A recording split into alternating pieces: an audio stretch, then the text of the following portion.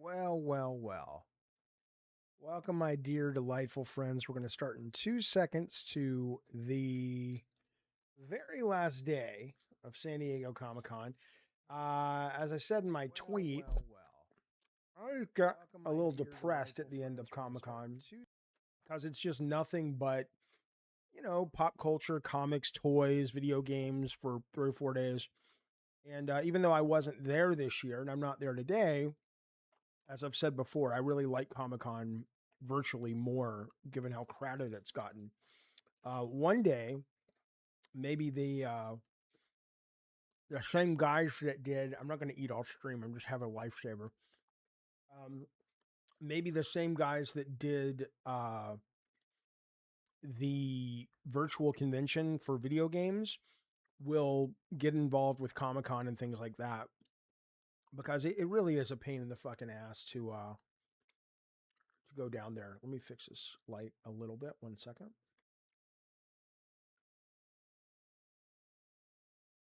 Here's what I did. That's worse. Hang on. Here's what I did. So last night, I ordered, Grubhub from 7-Eleven. And I said, I'm going to get Mike and Ike's, because I hadn't had them in a while. I'm like, I'll save these for tomorrow's stream. They're gone. I ate them in like 5 minutes. I'm a horrible person. Anyway, point is, Brad Skaggs says they should make lifesavers to save your hairline. Or, and listen on this one, Brad Skaggs, they should make drugs for insecure men that think losing their hair is the worst thing in the world. That's what they should do. Oh, even better. They should make parents who raise their children, their male children, not to be so fucking insecure about stupid shit like that. Huh? Yeah, you goddamn right. Last lifesaver, and we're getting started. Hello, Anna G. Hello, Bashful. Good to see you. Hello, Dark Shadowy Place. TJM. It's nice to see all you guys here. One moment.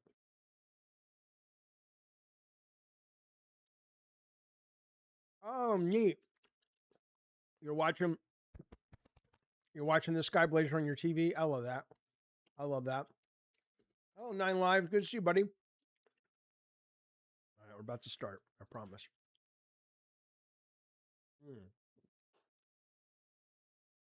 Now, I don't know if we're going to be streaming long enough today to we probably will, though. They usually broadcast the end of the exhibit hall, like where the announcement comes out and everything. So we might do that. A cab says, are we going to see some panels? Probably not. They actually are doing more live streaming of panels, not officially from Comic-Con, but people are putting them up. But most of the ones, I find panels can get kind of boring.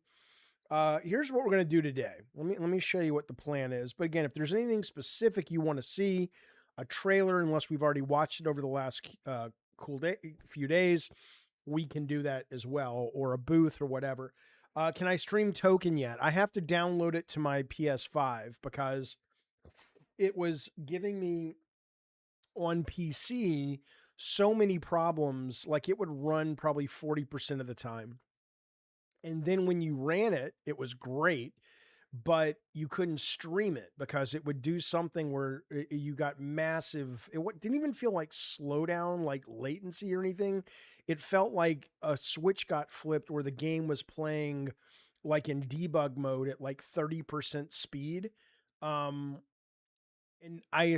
which would be great for me as somebody who's trying to learn how to play the game. But my opponents weren't experiencing that. But what I got to play and what I might play tonight when I download it on PS5, I've really loved. And I actually bought it, but I refunded it because I'm waiting to see if it's going to be better on PC or better on PS5. Arathizel says, hang on. You should really check on your audio levels. When your stream goes to commercials, it's loud.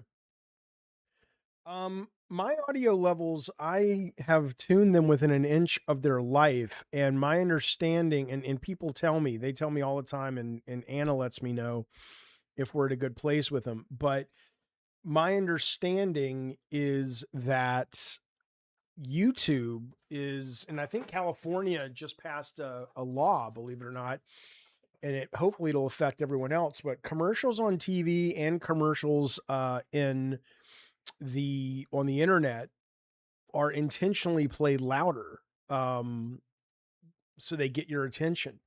But is my voice low or is it fine? We'll get started if it's fine. But anyway, the way we did it yesterday and the day before, which I've really enjoyed, is other than going and watching trailers and stuff, I literally like to go, I'm obsessive about it. I like to go to the show floor PDF.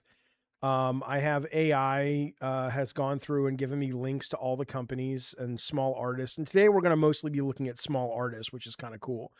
Okay, Anna says I sound good, and Cab says I do, and Bashful Riot says commercials have been loud since the 80s. Yeah. So as of yesterday, we were right around here. So why don't we just check and see what's happening?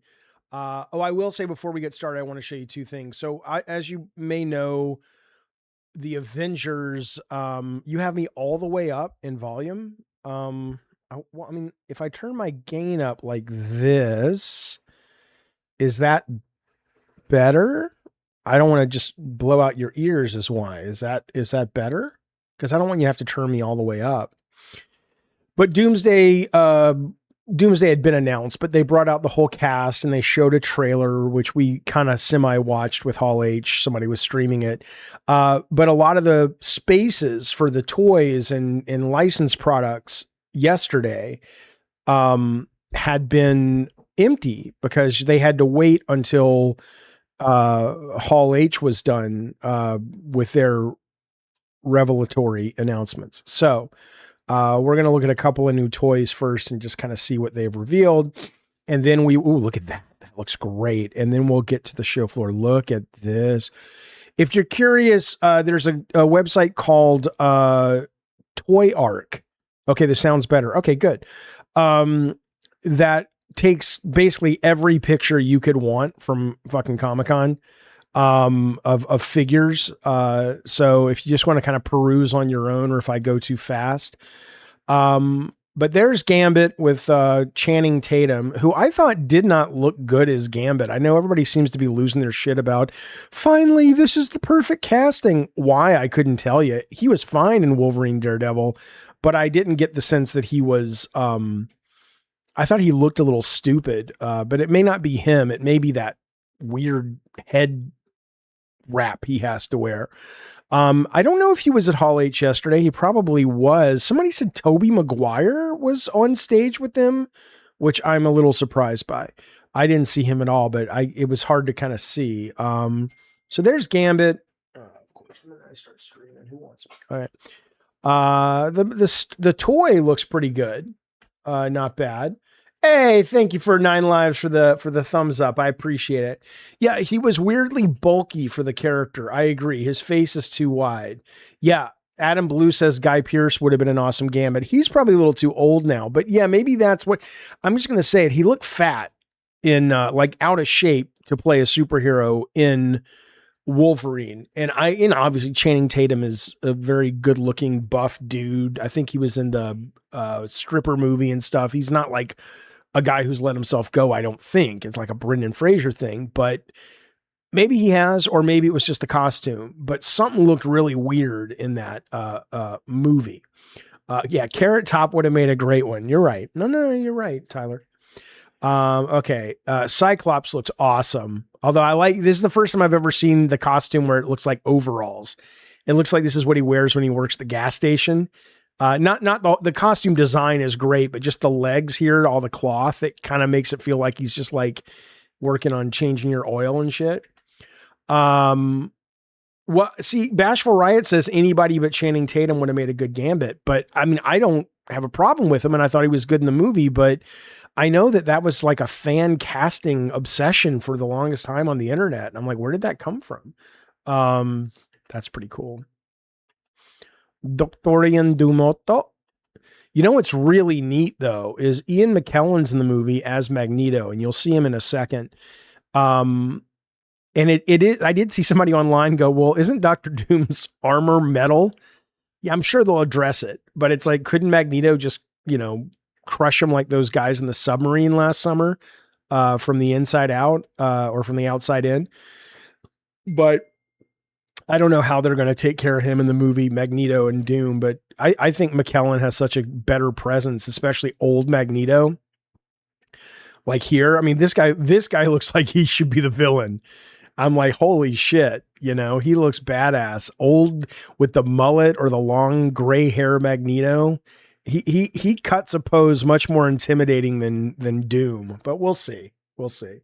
Yeah, Brendan Fraser was preparing for The Whale for many, many years. You're right. No, he was. You're right.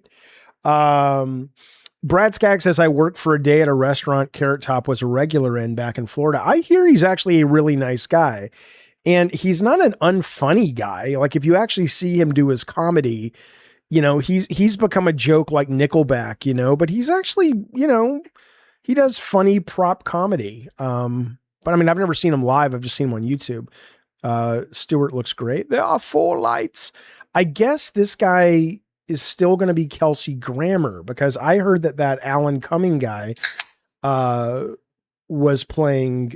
No, Alan Cumming is playing, what's the little elf guy who pops around? Night. What the fuck is that guy's name?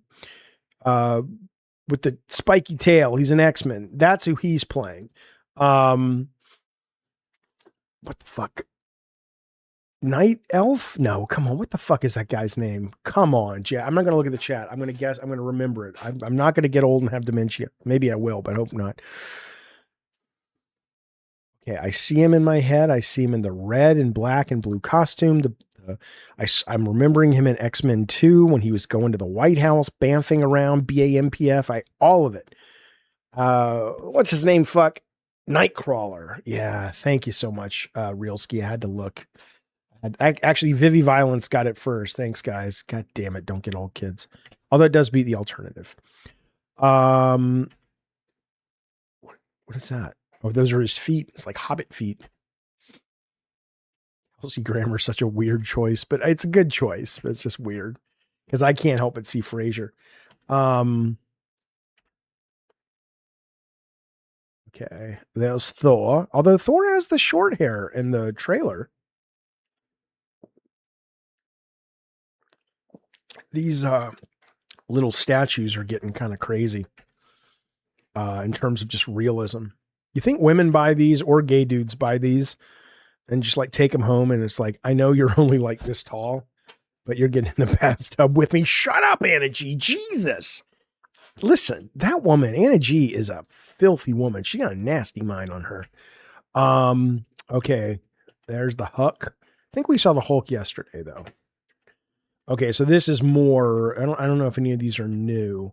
It might be. Yeah, there's the back of Cyclops. Yeah,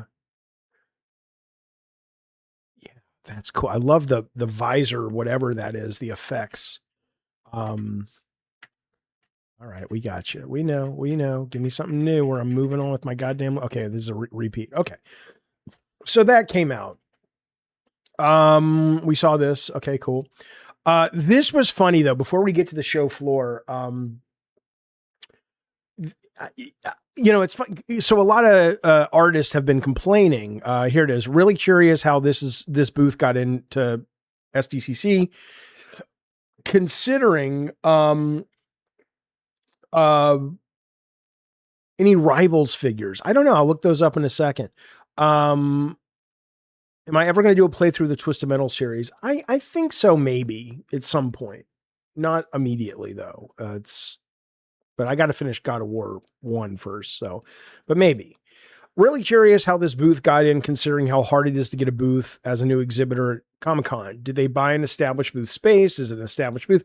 The reason is because this is all done with AI, and you know how people are with their AI.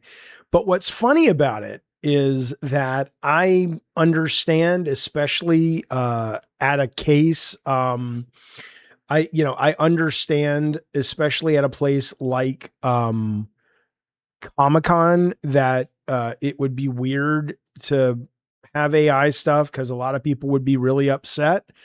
But truth be told, though, if I walk past this booth at Comic-Con, I'd stop.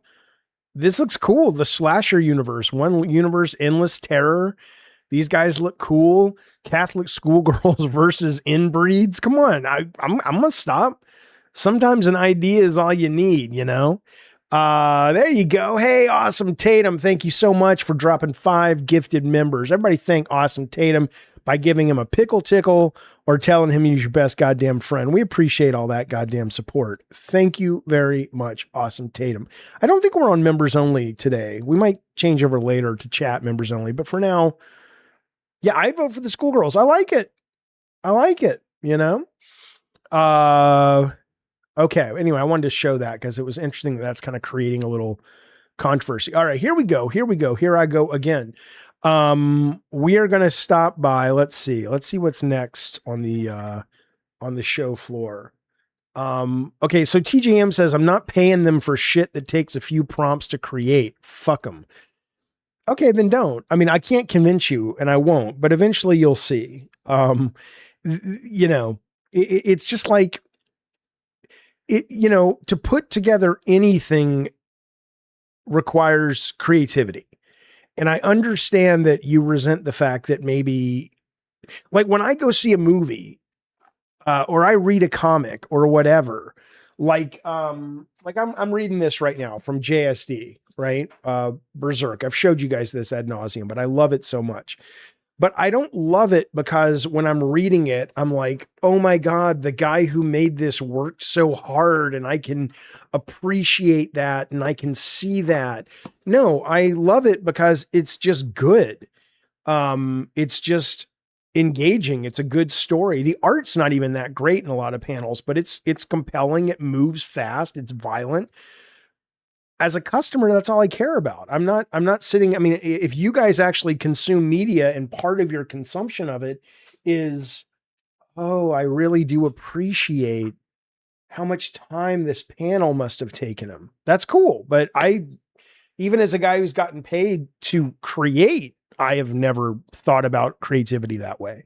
I mean, I can step back and appreciate it that way, but it's not part of the initial taking in. Which is why I find most people who have the real AI problem are artists themselves that resent the fact that, you know, yeah. A homemade pie tastes better than conveyor belt. Sure. I missed you, Awesome Tatum. I missed you. What are you talking about? I get it. And we're going to go to Artist Alley in a couple of minutes. And I absolutely agree with you. And I'm not opposed to what you're saying, but that doesn't mean that I also can't enjoy an apple pie through the drive-thru at McDonald's. Not, you know, is all you eat home cooked meals? I would say probably not. All right. Anyway, whatever. I'm at a family party and feel surrounded by people. I'd rather be alone. Or at Comic-Con. You're here with us, Da Vinci, you son of a bitch. Now, Hallmark didn't really have anything this year. They didn't have a booth. They usually show lots of fun, geeky. There is like a PlayStation Christmas ornament that lights up, and when you press the button, it makes the like the original PS1 startup sound, which is pretty good. Nintendo is kind of sort of there. I'll show you what they have. They've got 2 games. They've got is it their new Wii Sports or whatever, or Wii Sports Resort for the Switch 2. I don't know what they're calling it, but and obviously they're showing off Splatoon Raiders, which is you know, it's good from what I hear. I'm not gonna play it, but it looks good. But what I did like they have, it kind of reminds me of the Nintendo Museum in Japan they just opened, where you've got these little games that you can play.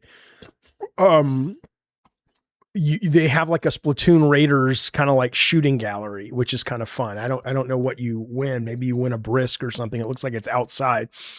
I will say, even back in the day when there were booth babes and stuff at E3, Nintendo always had they never did booth babes. They had women there and men, and they were always kind of dressed like this. They had t-shirts on or polo shirts on, and they were well groomed. They were put together. But they were not, they weren't eye candy, and it always helped differentiate their booth. But there's really not much going on there this year. Okay. So Nintendo, Hallmark, let's see what AI says is coming up next. Hoyoverse is there. Which is the Genshin Impact people, right? So let's see what their booth looks like. I'm not a big, I kind of feel like I want to like their games. Hang on, Hoyoverse. And this is one of those things when a lot of gamers, get all up in arms about digital or physical or whatever. This is the shit that a lot of the new up and coming gamers are playing is Star Rail and Genshin Impact and like 3 or 4 other ones. So I don't know, it's just interesting that a lot of people act as if they represent the majority of the gamers, but these fucking things, this Star Rail game, which I played, it's okay, but I couldn't play it for more than a couple hours, but that's kind of what is, ruling the roost now. But anyway, they, I guess, did not have a presence there, so we will move on. I had a presence, but nothing really big. I have not played Halo yet. I don't think it's out unless you pre-order it yet, is it? But I've heard it wasn't very good. Toynik. Okay, here we go. Let's see what this booth is. Let's just go to their booth, shall we? Toy booth SDCC. Oh wow, Da Vinci says it's my nephew's grad from high school party. I got him a chain and 14K pendant. I bet nobody spent as much expect his mama. Well, that means you must love him more, or you're guilty because you haven't been in his life. Come on now. Okay, let's check the booth. Let's see who's got a good booth tour. Come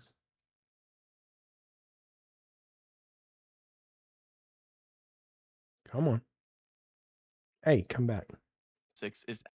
Toink's booth at Comic-Con 2026 is absolutely stacked with favorites from Hello Kitty and friends. But the one thing that stuck out to me the most is these mystery boxes here. So of course we had to get one and open it up together. Let's see what's inside. And inside this box, we've got this really cool Hello Kitty chip clip set, as well as these awesome Hello Kitty pins on top of this Hello Kitty themed sticker book filled with some amazing stickers. And finally, it had this box that contained this Hello Kitty mini mug that looks like this one on screen. Visit us at booth 229. Okay, he works there. I was going to say, who's that excited about what he's showing? Let's see. This year to San Diego Comic-Con 2026. Toink is bringing the fandom this year to San Diego Comic-Con 2026. We have all your favorites ranging from the same guy. Star Wars to Sanrio, Pentacle Kitty, Avatar, The Last Airbender, and more. Make sure to swing by our booth. But now you might say, well, Jaffe, why are you showing us this then? Because this is what it's like to go to Comic-Con. You literally walk the show floor if you're into this kind of stuff, and you browse. It's like window shopping. You see everything. Sometimes you like it, sometimes you don't. We're going to go to Lego now. We're going to Lego at Comic-Con. Here we go. Lego Sdcc. Now, some of this we may have already seen, but I don't care. That's also what Comic-Con's about. You go and you see things several times because, you walk the floor a bunch. Okay, here's the booth at Comic-Con. Come on now. Hey, fuck you, motherfucker. Here at San Diego Comic-Con 2026, I'm Joshua Hanlon, and I've got my boarding pass all ready to go here. So this year, LEGO has gone with an airport theme out front. You've got the piles of luggage ready to board the plane, and then they've got 2 different portals here. So you've got Mos Eisley portal over here on the right, and then Pokemon Lab on the left. And then out front, the airport theme continues with all of the who would want an airport theme? Especially because you just came from the airport. Most people fly in for Comic-Con. Why in the fuck do I want to be in a goddamn Lego airport? Come on now. Out of the Lego nutting technique there. Then I'm sorry, Lego nutting? What? References to other Lego sets up here on the board. It shows arrived on time, canceled, all of your classic airport references there. So we'll move across this side. Of course, there's endless people here at Comic-Con every year, so we'll try to move through the crowds. We'll start with the Pokemon Lab portal. So you can see the reference to kind of the smart brick design as you start to see inside. God, I hate waiting in lines when I'm watching somebody's video. Rivals section. They also have different. Like, come on, man, move. Out each day. You can start to get a look inside here and see the Pokeballs down there, and you choose your starting Pokemon by walking up to the Pokeballs. So okay, that's cool. Get a closer look here for you. So you goddamn right, Bashful. Pop up there, and you can interact with them using. They should have the Lego plane crash when you're in the booth. Then that's pretty cool. That's pretty cool. To the left, you've got some enlarged kind of Pokemon smart play. Doctor, is my Pokemon enlarged? It's all right. Put some cream on it. You'll be fine. Spots where you can interact with the sets in here. You've got these enlarged leaf elements hiding the Pikachu. Aw, the baby. Here. And then as we move over here, you've got this large map element, and you have Eevee here with this hoard of treasure. I love those big enlarged kind of golden studs inside there. They even make sounds here. Why didn't I go? Oh, Lando, hey, bud. With the more kind of I didn't go because I just don't like going anymore. It's just too crowded, and how much a flight for Israel at Lego Airlines? Oh, you're going to hell. I didn't go. Yeah, they had the 9/11 Lego set. Come on, don't say that, Brad. I didn't go just because it's too crowded. And I really do enjoy this. Like I was too tired to stream last night, but I almost just finished my, I mean, this sounds so geeky and dumb, and not that I would have a problem being autistic, but it sounds super autistic that I genuinely love, quote, walking the show floor this way. Because if I want something, I'll just go online and buy it. And I don't have to get in the traffic. I don't have to deal with, all the people bumping around. That's the reason. That's the reason. So we move around to the back. You can see some references to some of the past. Ooh, Lego wait. booth. Oh, they had a Lego Blockbuster. And it says Brickbuster. That's cool. So you've got Brickbuster Video, one of my favorite themes that Lego's ever done here. Then, of course, your water fountain. You've got to fill your water at the airport. We'll move around to the a Flight 93. Come on, man. The restricted area. And there's like the smart bricks where it says, let's roll. Isn't that what the guy said? Isn't that terrible? But look, enough time has passed. It's been over 20 years since 9/11. We can kind of make jokes. We can kind of fucking make jokes. Come on. Then the back of the booth is where they. It's tragic. I was there, not there, but So they've got a bunch of I was alive. And then they've got some of the brand new stuff. So there is Shrek minifigure series. Cool. So you've got 12 new Shrek minifigs being unveiled. Those are cool. This Yoda or Grogu statue, baby Yoda, Grogu statue there on the log. And then over here, one of the other new releases is the Star Trek bridge from the Star Trek, the original series. That's cool. You guys, now I am a Star Trek fan. I am. I'm not like super hardcore, but there's a Star Trek bridge set coming up that I'll show you in a little bit that we'll see. It's awesome. What do you mean Earth, Wind, and Fire? I love Earth, Wind, and Fire. And then you finally have the new Donkey Kong arcade set with really fun playable features inside there. So those are kind of the new unveilings, and then you've got kind of these fun boards up here. So the idea is there's carries through the airport theme all the way through here to the back of the booth.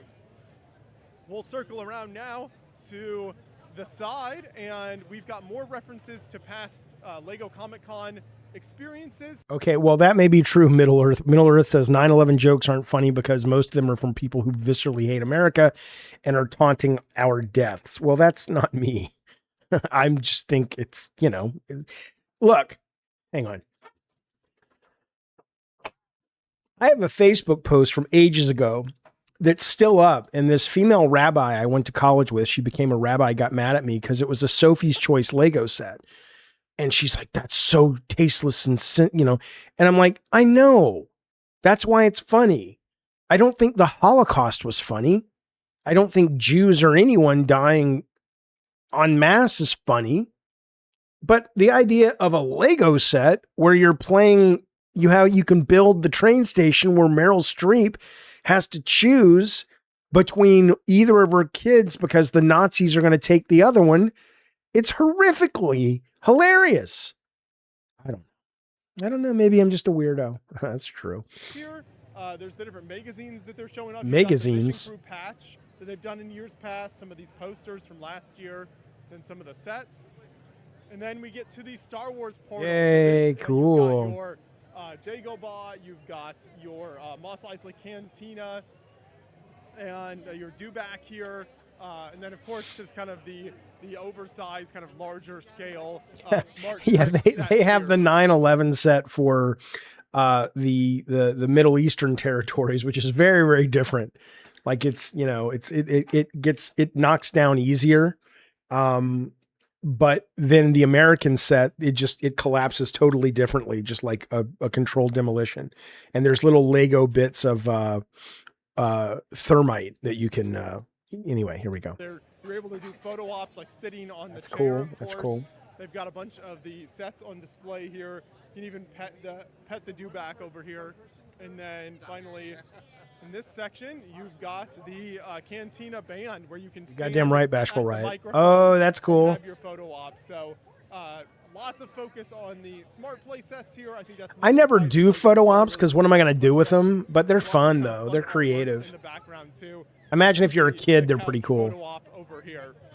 So we'll just come back through this section, and then as you circle back around, Like you that can one step with around Greedo the would have been airport great portal if there would have been like a foot pedal, and it just causes Greedo to like explode into parts, and then you like, you know, release your foot and they comes back together. Vivi Violence says, "You really thought this all out." Well, you know, I'm a creative guy. once again. So that's the. All right, there's the Lego booth, folks. Now, I don't know if you have seen the video that IGN has up, and I'm not going to show it again, but it is really neat because they do have them playing the Donkey Kong Lego set, and it works. I mean, it's not a full game, but like you press a button and a barrel rolls down from Donkey Kong, and then you can move Mario and jump and stuff. It's kind of, you know, it does more than I expected it, which was I just expected it to just sit there. Okay, we're going to go, I think, to, what is this? I don't know what that is. Let's find out together. Okay, well, Marvel, I don't even know if Marvel has a booth. The big comic companies really don't show up anymore, I don't think. Marvel Sdcc booth 2026. They both used to have very big booths, but oh no, they do have booths. We've seen some of this. Okay, we'll look at a little bit of this. These are mostly just costumes though, but we'll take a look.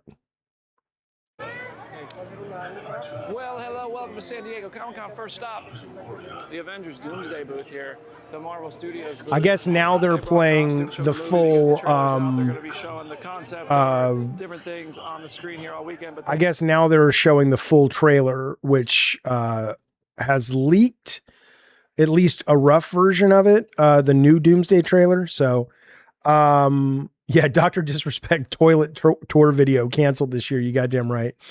The toilets at Comic-Con are fine. They're great. Very clean. We're going to take a close-up look at those in a second. They've got something over there, inside there. We're going to take a look at. We'll just do a full lap around the booth to kick things off here. But first, let's get up close and personal with each of these suits. Cyclops, as worn by James Marsden. Unreal that he's back in the part. I bet even he was. Hey, Tyler, that's not a bad idea. I'm sure those would do well, like for like adult historical event Lego sets. Yeah. Invisible I think that'd be cool. I love the jackets. I think these look really cool. I think they're kind of flexing some style from that retro futuristic world. Thor looking very, very Avengers Infinity War-ish. And I'm going to tell you something right goddamn now. And I don't care what it makes me sound like, because I know what it makes me sound like. I love movies. I don't go to movies to get, you know, porn material. But will I say that I'm disappointed that I'm not more attracted to the actress who plays Sue Storm? Yeah. I am disappointed in that. I mean, Sue Storm to me is the hottest character in the goddamn MCU other than maybe Emma Frost. And I just don't like the lady. I don't like her charisma. I don't like her look. Fuck her. Yeah, I got her. Anyway. And I also thought it was a terrible movie, truth be told. Oh, wait, did that say Steve Rogers? No, that's got to say Sam Wilson, right? Yeah, Sam Wilson. Okay. Thank you for all of you who support the channel and helped get us to this point where that's possible. I don't know, Zeke. I have no idea. Wilson's Captain America suit. That shield is so sick. I think it's the same shield from Falcon Winter Soldier. Yelena Belova. I like Very her. cool. She's Zoom out great. a little bit. She's You know really my boy fun. Gambit. Everybody knows I'm a Gambit fan.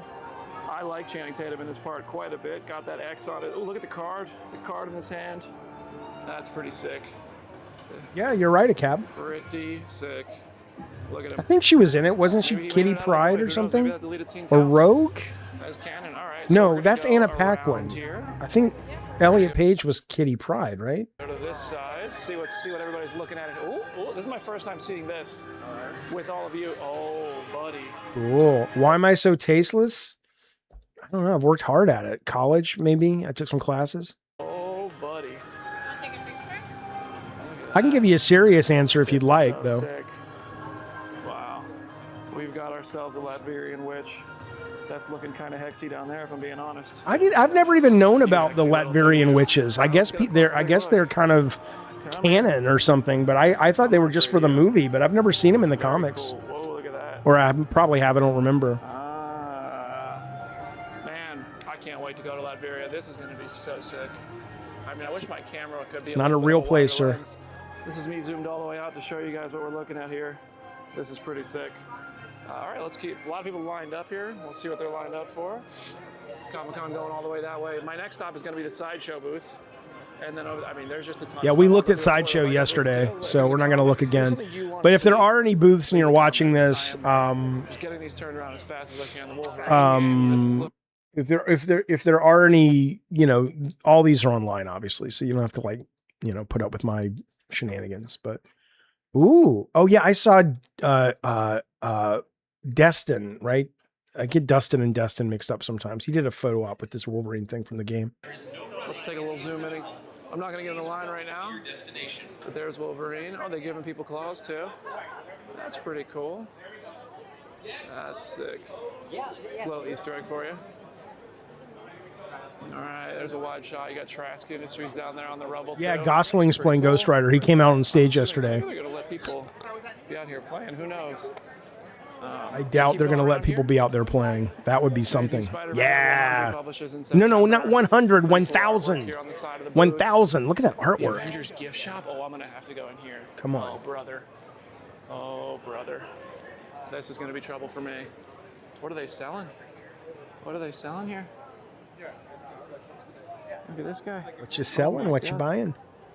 Night Spider. Never heard of that. Wow, Night Spider. They haven't announced Wolverine for Doomsday. I don't think they've, unless it's going to be Hugh Jackman. All the actors coming back for X-Men and Doomsday are going to be from the Fox ones right now. And I would be stunned if they're not saving Jackman as a surprise. But I don't know. Ooh, that's neat. That's neat. What do they got? Spider-Man. Spoodermoon. All right. Jesus, dude. God damn. Getting vertigo again. What do we got, boys? Heroes and villains. Oh, that's like their clothing line. Deadpool is in Doomsday. That's up top. It's hard to know, isn't it? Look at the X-Men hoodie. I will vouch. I mean, the what's his face? Ryan Reynolds coming out yesterday and acting like he wasn't. You're probably right. He probably is in it, but who knows? As for Sadie Sink, who knows either? I mean, I think most people are assuming Sadie Sink is Jean Grey, but maybe she's Marvel Girl, which becomes Jean Grey, which becomes Dark Phoenix. I don't fucking know. Oh, they have that thing from Project Hail Mary. That may be all the Marvel booth worth looking at. Oh my God, dude, get on my fucking face. I don't need to hear you yapping. There's the Sentinel. Look at the Sentinel. But so, yeah, I mean, the movie comes out, I think, this weekend, right? This coming up weekend. So I guess we'll know soon who she's playing. Oh, okay. Nice new watches. Cool. No real need to wear a watch anymore, but okay. Those are neat.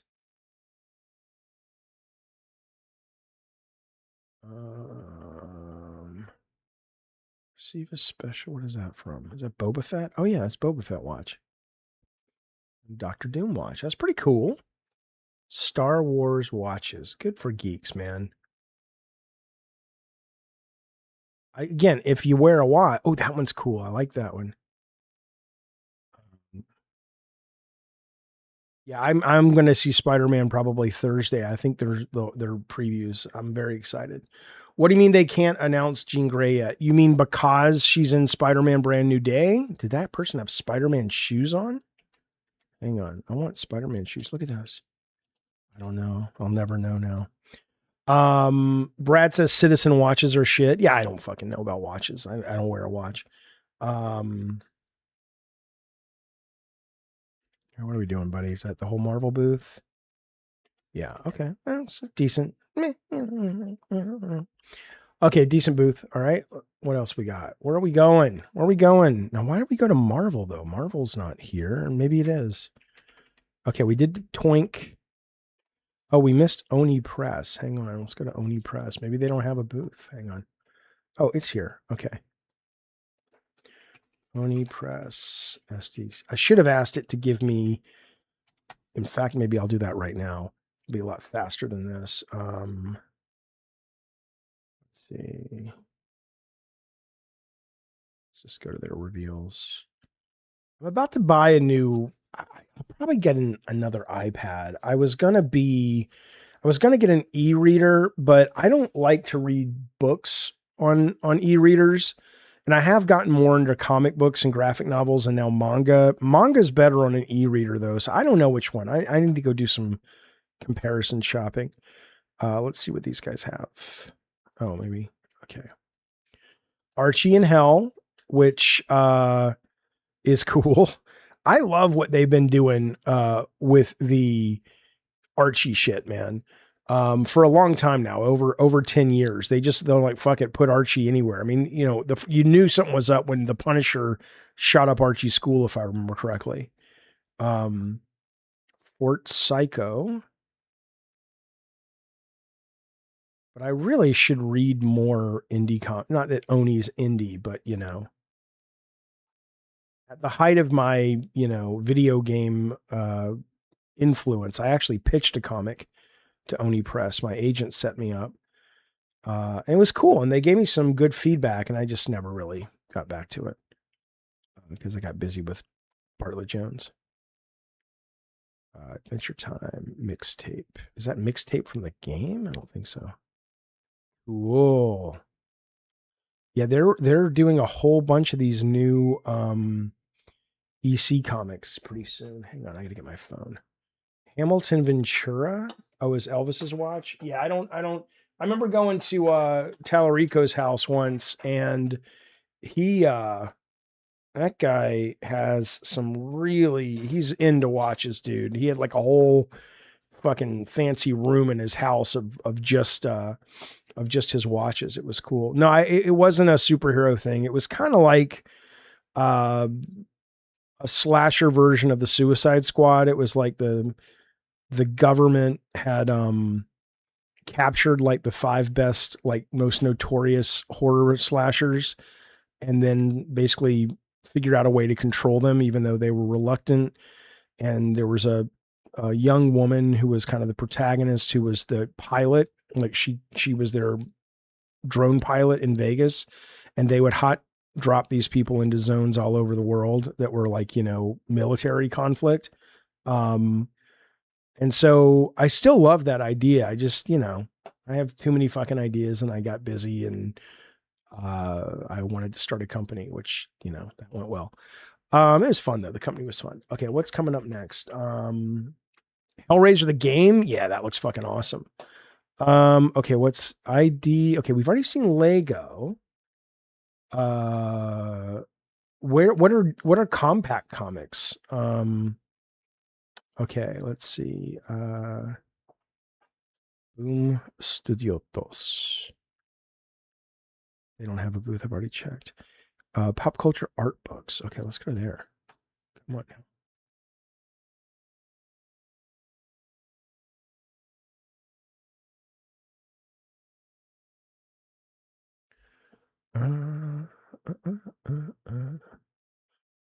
What do these guys have? Oh, is Eli Roth is there? All right, let's see what these guys have. Insight Editions. Ooh. All right. Experience the Odyssey. So this is like what? The world of the Odyssey. And then they had Eli Roth signing from his Ice Cream Man movie coming up. That's pretty cool. Hang on. I want to see oh, there's smaller, more manga-like comics from DC. Okay. All right, cool. Yeah, listen to Anna G. Like the stream, you guys. Buy some super chats, buy some subs, become a member, all that good stuff. Don't be a fucking baby. I know it's scary to put your credit card in the computer. I know it's scary. All right, let's see. So these guys just do collectibles, but I just want to see what they have. Here we go. I want to see what they have that's just Comic-Con exclusive. I love now these are some of my favorite Comic-Con actual booths to go to. Scratch my luck. Okay. I'm not entering anything. Fuck you. Ooh. No, I'm not going to do this. Fuck you. But I like going to these kind of booths because, there's these you don't see a lot. Yeah, Anna G says, support this lovely channel if you can. You goddamn right. Sent gold. Thank you, Brad Skagg. I appreciate it, bud. Thank you so much. The Mondo Art of Godzilla. Mondo has a booth here, and they've got some. Oh, come on now. Come on now. That's fucking gorgeous. Fucking gorgeous. Oh, okay. It ships this year. It's $60. That's not a bad amount. Cool. I love this art style for Godzilla. Come on. What amazed me was there was a Godzilla movie from Legendary recently. I think it was like I don't know if it was the one that had King Ghidorah in it. It wasn't Destroy All Monsters, but it was a lot of fucking monsters in it. And it just amazed me that like it was really boring. Like going to the monster fight scenes were amazing, but short of just the monster fight scenes, it was really dull. But then like Godzilla Zero was awesome. There you go. There's our buddy Usain Bolt stepping up to the goddamn plate and saying, you want some money, Jaffe? Here, stick it in your butthole. Got him. Thank you, Usain Bolt, for dropping and making all these delightful people members of this beautiful show. Hello, Captain Loudpack. Good to see you. Usain, thank you, buddy. Everybody thank Usain. He is the knees bees. The bees knees? He's got knees with bees on them. Yeah, the original Destroy All Monsters is also really boring, but the monster fights are sublime. All right, let's see what else they got at Comic-Con this year. A lot of these guys don't go anymore. Like Bud Plant Comics used to have just all these great behind the scenes books and shit, and they just stopped going. It got too expensive. Pan's Labyrinth, the complete screenplay. That's cool. Ooh, official. This is so cool. I love when people make cool shit. The official Kiss Tarot deck and guidebook. There you go. Somebody get that for Bunny Button for Christmas. I think she's a big Kiss fan, right? Hey, subscribe, like, and share the stream, says Usain Bolt. Thank you, buddy. We appreciate that very, very much. Thank you so much for supporting the show, Usain. Thank you, thank you, thank you. If we raise enough, we can get Anna G out of the sweatshop that she works in. We can pay they call him a broker, but he's basically a mob guy. We can pay him what he needs and to release her from her duties. So, pony up the ducats. So wait a minute. You just ordered a Godzilla poster. Which one? From these guys? Because yeah, I think out of all the things I've seen so far, I might come back and get this book. But the Mondo booth that we looked at yesterday does actually sell these. Do I ever check messages on Discord? Yeah, I do. Did you send me one though? Because I haven't seen one. Okay, what else did I sell?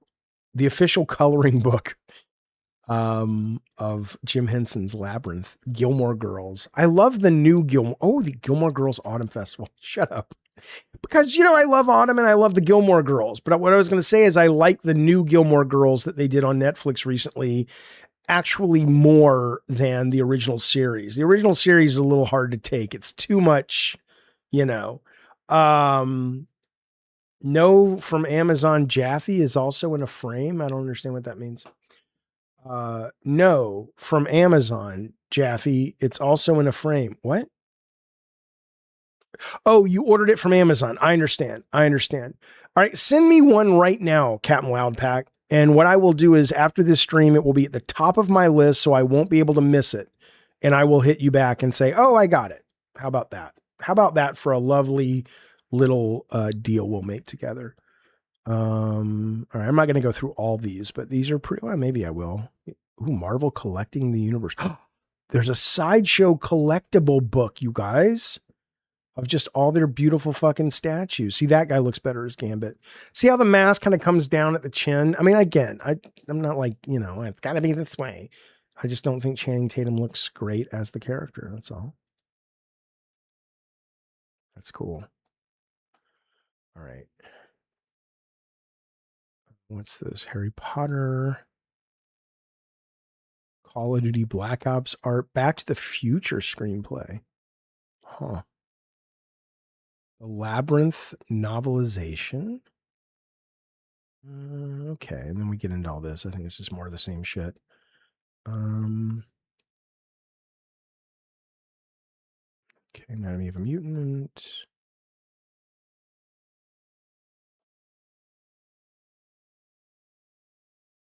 I want to see what else they got. I sent you an STL file for God of War. Okay, yeah, send it to, did you just send it? If you just sent it, I will open it right now and I'll look at it on stream. How about that? Oh no, it's the Ben Gesserit tarot cards. All right, we'll move on from these guys. This is great though. Hell, maybe I won't. I don't know. I could spend all day looking at this shit. Oh, Frank, no, I did not go down to Comic-Con. I mean, it's ending in like an, I mean, you got to get there soon, I suppose. But no, I really don't like getting down there anymore. I really like Comic-Con this way. It's much more enjoyable for me. Cats and Pop Culture. There's a book for you.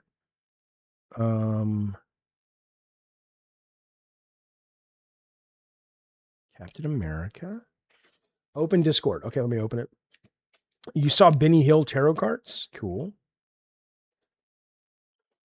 All right, here's Discord.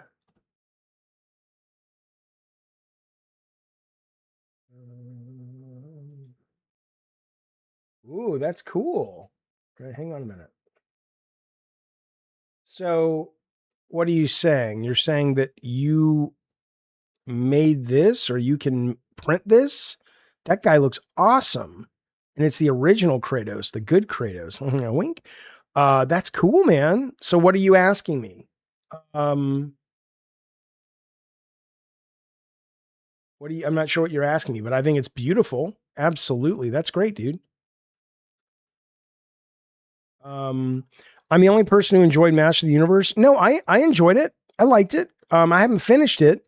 But I think it's really good. I don't think, I think parts of it are as good as people say. Other parts are just okay. But overall though, I think the biggest failure of that movie was marketing, honestly. Can we not see the pop-up book? I don't want to see the cover. Hang on. This will be the last part of this. Do I want that? Fuck yeah, dude. I would love that. Thank you very much. I'll put it right on the back. That's fantastic. Pop-up book. Let's see what this looks like. It has bad reviews. Just show it to me, dude. Oh, fuck you. I don't care. I want to see the actual book. Awesome says he loved Masters of the Universe. Ooh.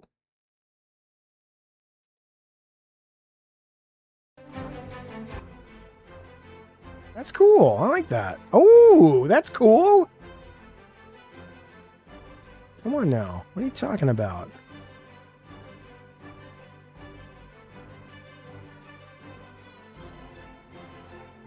Ooh, cool.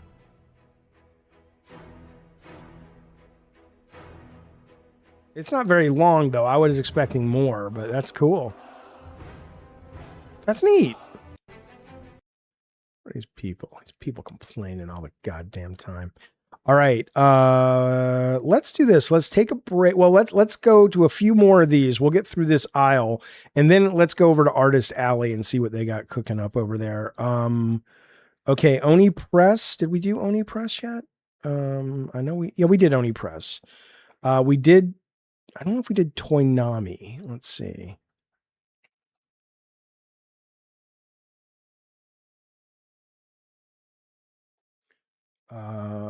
Oh, I agree, Film Gamer. Okay.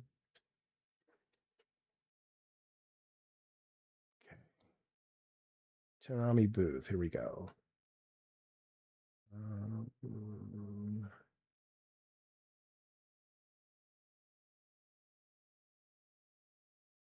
I did not do the Pokemon booth. I will if you want me to. I'm not a big Pokemon guy, but if you guys want to see it, absolutely.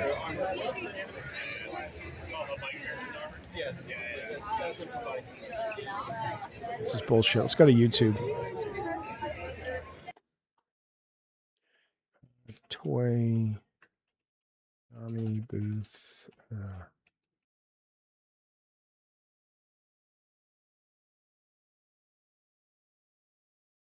Ooh, okay.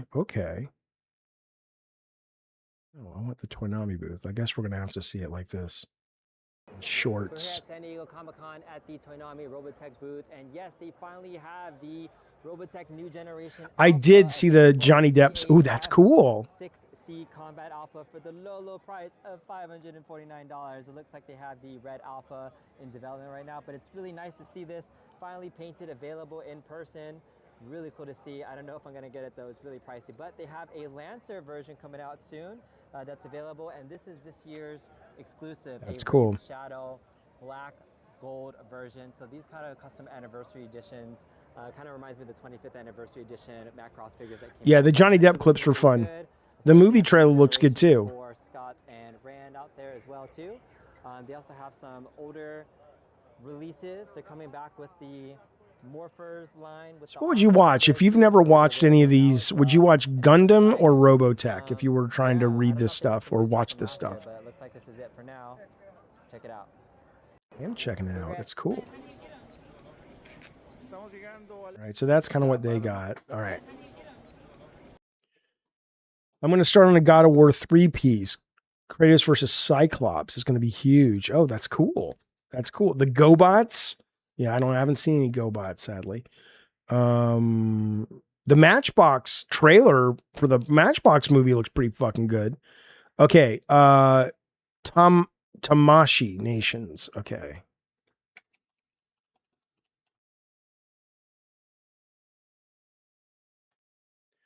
All right. Here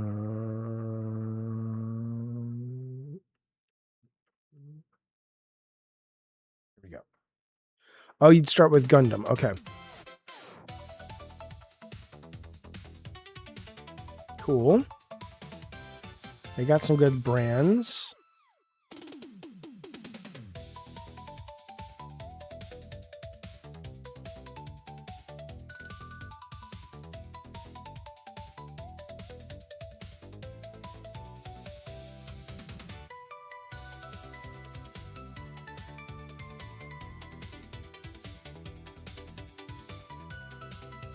Cool. Oh, I like that. Is that sand thing? Is that what that was? The Sandland thing? I played the demo and I wanted to like it a lot more than I did, but maybe that's not the Sandland thing.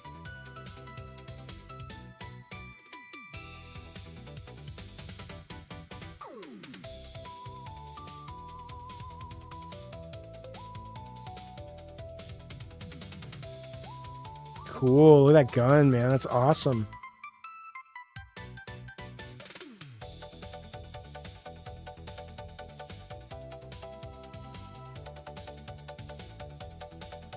That's awesome.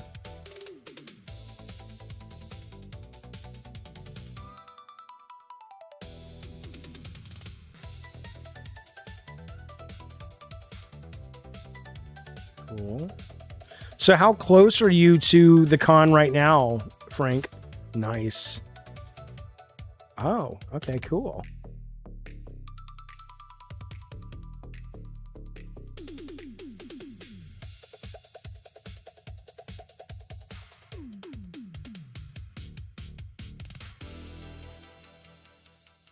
Cool, that's a good booth. I like tours like that, fast and to the point. Oh, is this the thing? Big Bad Workshop. I want to see if this is the thing that. No, I think that's coming up. Hey guys, this is. All right, we'll see that later, maybe. Paramount Plus. I can't imagine they have much of anything there, but let's see.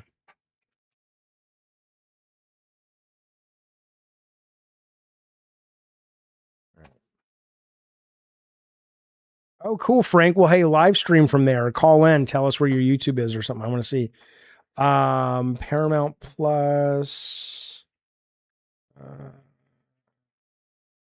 Okay, this is the Paramount Plus Lodge. It is an offsite. This is the most exclusive, sold out, hard to get into offsite at San Diego Comic-Con 2026. And in this video, I'm going to show you around. This is in the Paramount Plus Lodge, and this is just outside the San Diego Convention Center. Reservations literally sold out in minutes, and so if you want to know whether you should brave the standby lines or not, well, this is going to be everything that's inside. I'm going to show you all the interactive things you can do, all the swag that you can get when you get inside. Right here at the beginning, we have the customization menu.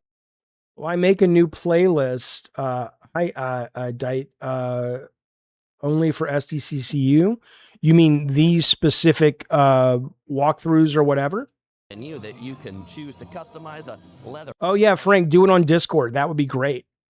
Luggage tag, a pennant flag, select up to 2 patches. Wow, supplies last. This is in the Happy Does Bar on 5th Avenue. Cool. When you get in, and if you're 21 plus, then you can get drinks at the bar here in the Star Trek Strange New Worlds, which, by the way, there's like a transporter back over here. So this is a pretty cool photo op in the transporter pad.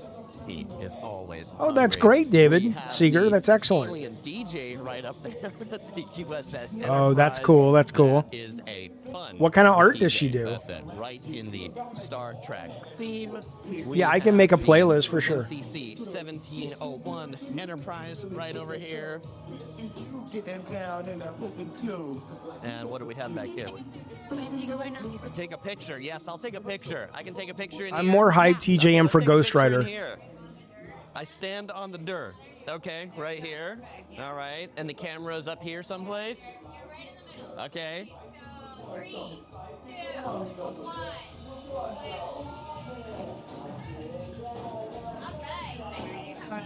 All right, let's come take a look at I the don't know picture what over that here. is. Is that from All Star right. Trek Strange New Love it. Worlds? That I guess sounds so. good.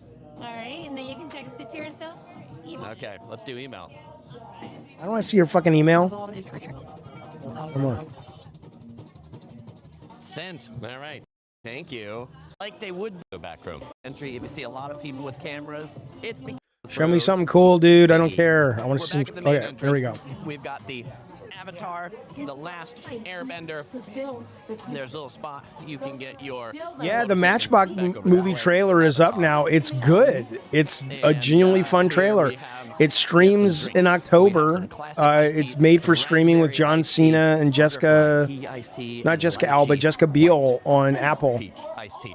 I'll get those later, so I don't have Peach a hand iced tea to sounds fill good. With some iced tea. We've got, some fighting games here. Avatar Legends, the fighting game. We got some Cabbage, lettuce. What do we have here? We have a poster. Poster, thank you so much. All right, cool, David. Well, that's good. She's getting into the business got side. the little We're about to go look at Artist Alley in a fun second, game by the way. I'm this sure way. she's seen all that, though. If she likes that Let's kind go of back art. deep. We've Oh, got wow. Dutton Ranch. Dutton Jesus. Ranch. These are the original costumes worn by Beth Dutton and Rip Wheeler. There we go. Oh, and what's this way? There's like you can ride a bull or something like that. Yeah. What do we see? Okay. How's this? That was. Oh, I don't know, Tyler. I hadn't heard about Okay, that. We've got some bulls and we've got some hay. Oh, and you try to pull the hay? Oh, Who's that's gonna cool. Win? Okay. Who's gonna win on the hay? What do you think? All right. And oh, for the win. Oh, she might have won. I don't know who won. That's fun. We've got the Dutton Ranch photo app right here. And we got another bar back over this way. What's on this bar list? All like leather, cardboard. So, guess this must be a one-way walk. Okay. Oh, UFC. Okay, that's cool. Looks like we're gonna get our picture taken as we drop into the weight classes. That's a pretty good offsite. That's not too shabby if you're into this shit. I mean, I wouldn't want to wait for it, but you know. When I fight. I don't care about this, whatever. All right, I think we've seen everything. Let's see. What's next? Yeah, let's see. You're gonna hit the light. Oh, and they got South Park. While Let's see. I'm waiting for South Park, the dead hang. 15 seconds seems like a really long time. I need to work on that. Mental note. New Year's resolution. Work on the dead hangs. All right, I've been cleared to go into South Park land. Here we go. All this stuff used to be outside, but that's cool. Kiddos over here. We've got some photo ops. You can get a photo op in front of the South Park sign, in front of Towley right here, because everybody knows you shouldn't go anywhere without a towel. All the different characters. We've got the farm animal friends. We've got Randy back on the side. Oh, we've got these wonderful chairs. That's right. And this guy, Mr. Security Guard. Oh, the principal, I thought. My names. I need to work on my names. What's this guy's name? Mr. Mackey. Somebody knows what this guy's name is. Right? Right.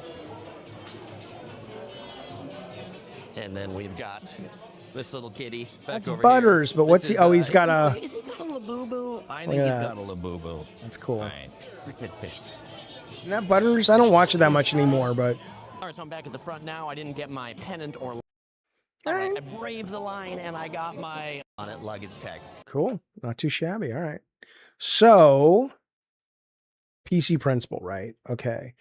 Let's do this. I don't know. What do you guys want to do? Do we want to look at Artist Alley yet? I'll tell you what we're going to do.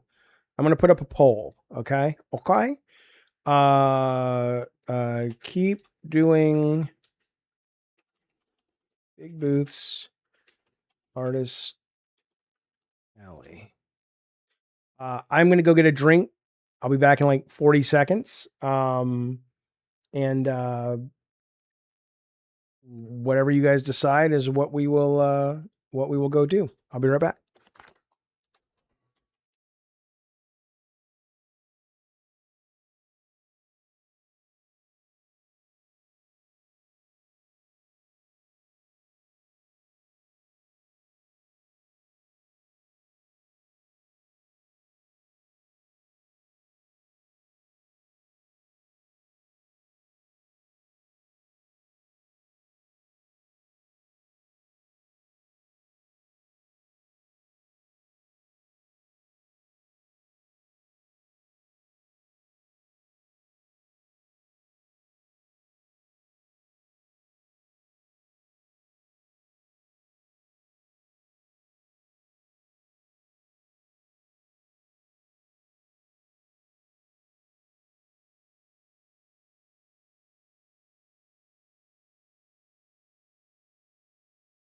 All right. So it looks like you guys want the big booths. If you are curious about Artist Alley, let me know. I'll send you the link of all the artists, or you can take this and go to your AI of choice and they'll print all of it out for you. So, okay. So we will go, let's see what's at Pluto.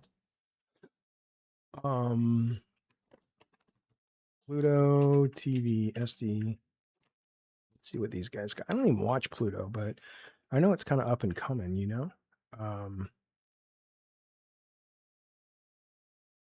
know if Pluto even has anything. They say they do.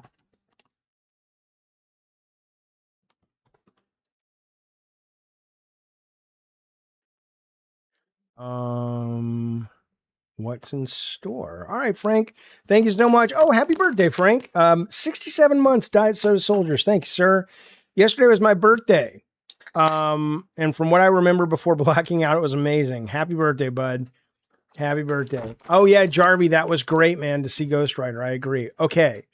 The Pluto booth understood the assignment. All right, well, let's check them out. What did they do?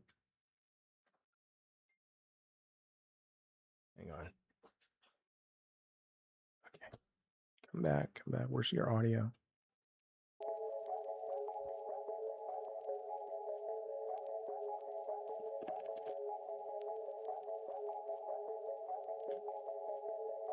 Are they just showing what's available? That's cool.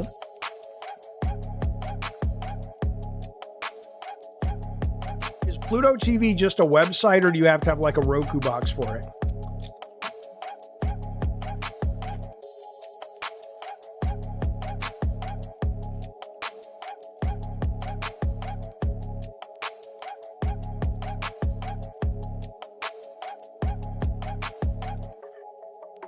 Hello, Dean. Are you the Dean from Community?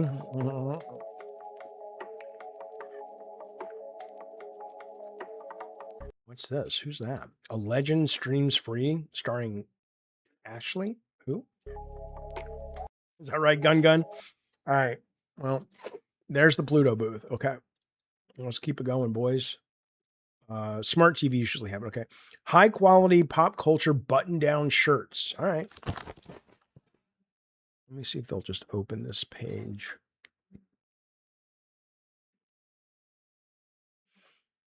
Let's go to the con though. Damn it, Jeffy. All right. RSVL. Sdcc. Okay.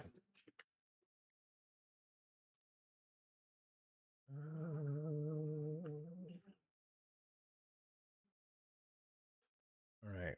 Here's what they got. Are they going to show us anything? All right. I guess we're not going to see their booth. All right. So nice button-down shirts that have, you know, shit on them. Let's see. Is this it? There you go. Some of these are going to be real short, but it's all we got.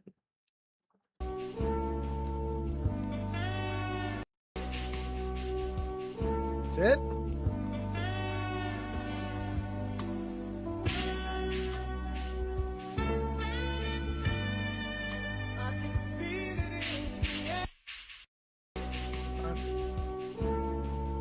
I mean, I don't really wear button-down shirts, but I could see these being pretty cool. If you're into that sort of shenanigans. Okay. Who's next? Oh, I love this booth coming up, you guys. These guys, Koto Biaki, I can't even say it. I buy statues from them. I actually have a bunch of statues, not a bunch, but like 6 statues from them. What's it called? SD. You need a Godzilla shirt? Okay, cool. All right, here we go. Here is the walkthrough of this booth. Let's see what they got.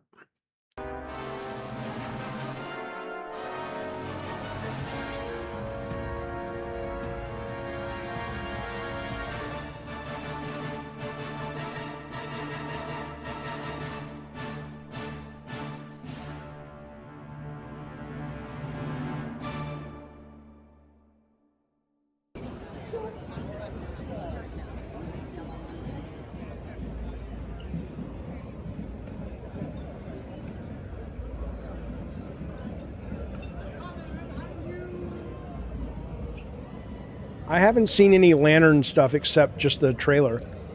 I like both.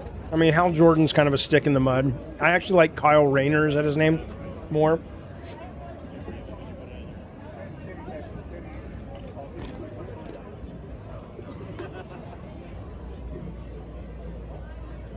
These guys have those statues of slashers, but they make them female and real sexy, so it's like Freddy Krueger, but it's like a girl. But still like horror. It's cool.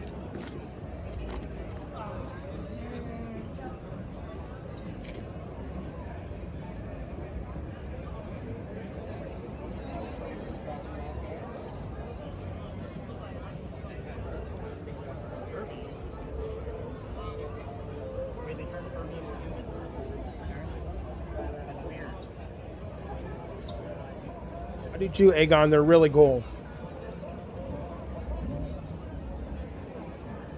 I'll probably play it this week, Awesome Tatum, the new Halo, at least for a few minutes. I'm not crazy excited for it. I'm still enjoying Black Flag and focused on that.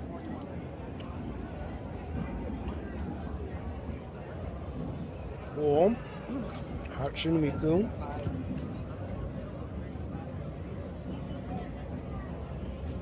There's a a girl Furby. That's cool.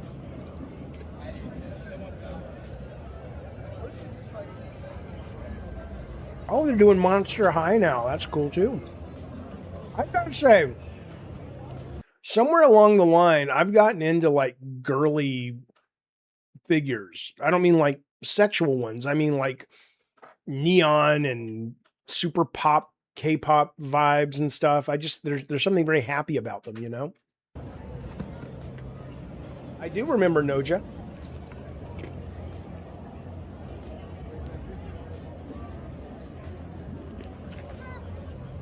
Oh, that's a Capcom chick. What's her name?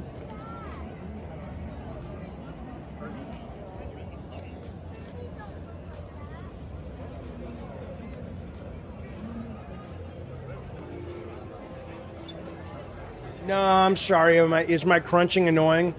It's kettle chips. This stream is sponsored by kettle chips.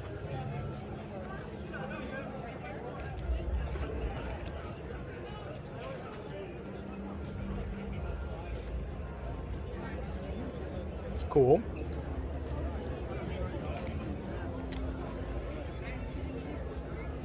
Embrace my inner uwu. You goddamn right. Hey, I like what I like. What am I supposed to do about it? I like that I like what I like. What? It's true.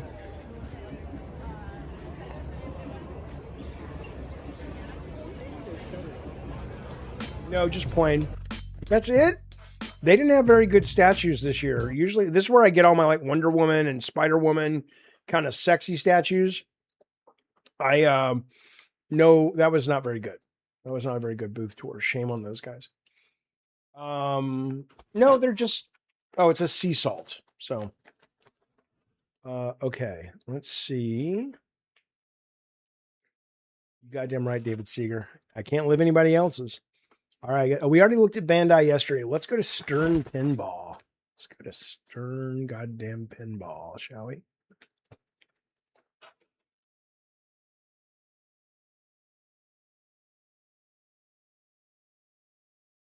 Oh, okay. Let me look up the rival figures really quickly. Hang on. I know.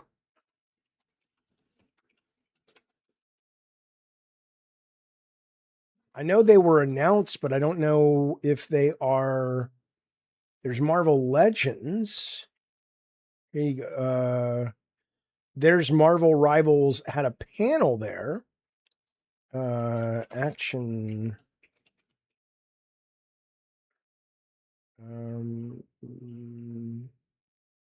It's weird. I don't really see them.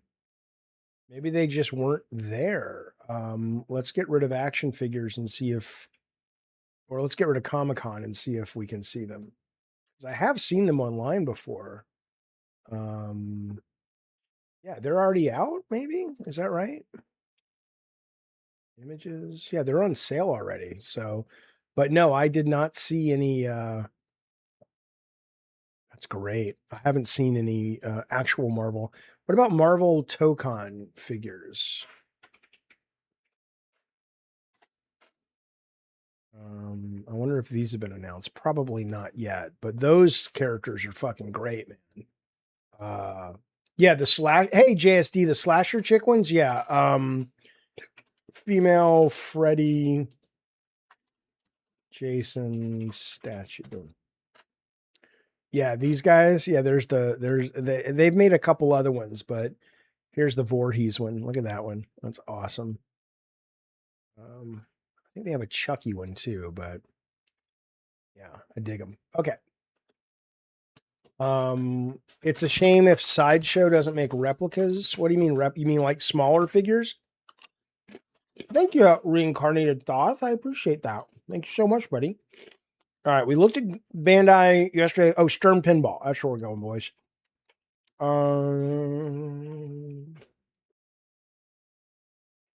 Let's go to videos.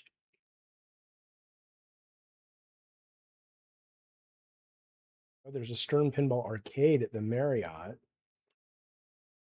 want a tour, man. I want a tour.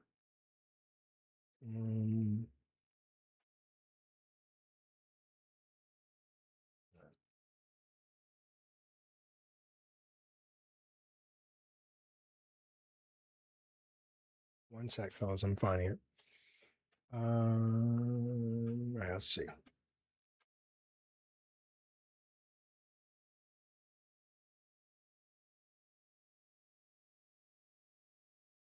Oh, you mean Marvel Rival figures? Okay. So we're here with an exhibit coming at you from Comic-Con 2026. We're here with an exhibitor partner of ours. Please introduce yourself. Gerardo Martinez from Reigning Phoenix Music, and I've been here for so many years now. But this year is super special because we have an awesome crossover with the Transformers. We have an awesome project that we did with Hasbro. So it's the Transformers, the soundtrack, the reformatted version. No, pinball, man. I want pinball, baby. Stern Pinball. Okay, let's at least click on that. See what it comes. Thanks, Reincarnated. Appreciate you watching. Thanks, man. We're here at Stern Arcade Pinball Machine. Oh, it's Pokemon. Join here with this awesome Pokemon goodness. Check it out. If you're down here at Comic-Con, it's going to be an amazing weekend. You'll probably see this recorded interview here coming up shortly. Check out Stern Pinball. All the good things. Also, the Transformers more than meets the eye machine is super cool as well. North Side Fiction signing off. It's pretty nice. Not too shabby. Here, let's actually go to their website. I bet we'll see. All right, maybe they'll have stuff there. Here is their new $7,000 pinball machine. Here we go. This is new. Where's their audio? Hey everybody, it's George Gomez at Stern Pinball. Today, we're excited to share with you our incredible new pinball machine. More than meets the eye. Hey everybody, it's George Gomez at Stern Pinball. Today, we're excited to share with you our incredible new pinball machine, Transformers, More Than Meets the Eye. The Transformers franchise has captivated generations of fans worldwide across toys, comics, television, film, right, and merchandise. Now fans can That's experience cool. Look at that fucking battle thing. between the Autobots and the Decepticons like never before. Yeah, drawn to death pinball machine. Yeah, I'll see what I can do, buddy. In Stern Pinball's Transformers More Than Meets the Eye, players join Optimus Prime and the Autobots in their mission to stop Megatron and the Decepticons from stealing Earth's energy, conquering Cybertron, and dominating. I should go down to there's a really nice arcade in downtown San Diego that has tons of pinball. Leads, Elliot and Elizabeth. I should go check it out. Closer look at Transformers More Than Meets the Eye. Hi, I'm Elliot Eisman, lead game designer Hello, for Elliot. Transformers More Than Meets the Eye. This game pushes mechanical innovation to new heights. As a fully animatronic Megatron, Twisted Metal Pinball, you goddamn right. Be on guard as he fires pinballs back at you with his fusion cannon. Me and Ed Boon had a lunch once to talk about making a Twisted Metal arcade game when he was still at Midway. Deck locks pinballs before launching them into high-intensity action. Frank, have you been to that arcade downtown? I think it's called like Monster Arcade. It's like 3 floors next to Petco Park. Adding depth and spectacle to this world under glass. That's More Than Meets the Eye. Oh, get on with it.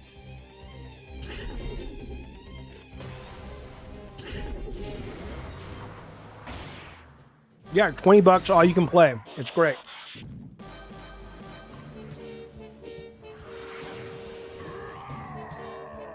Where ball go? Bring it back. And now, let's talk about the gameplay. We now return to the Transformers. Hi, I'm Elizabeth Gieske, lead software developer for Transformers More Than Meets the Eye. Players will experience the ultimate battle between Autobots and Decepticons, and can store Energon cubes to power up. Yes, more power. Team up with the Dinobots. The Dinobots are driven into a rampage. Collect Transformers tech spec cards. Tech spec collected. And prepare for a climactic battle against Megatron.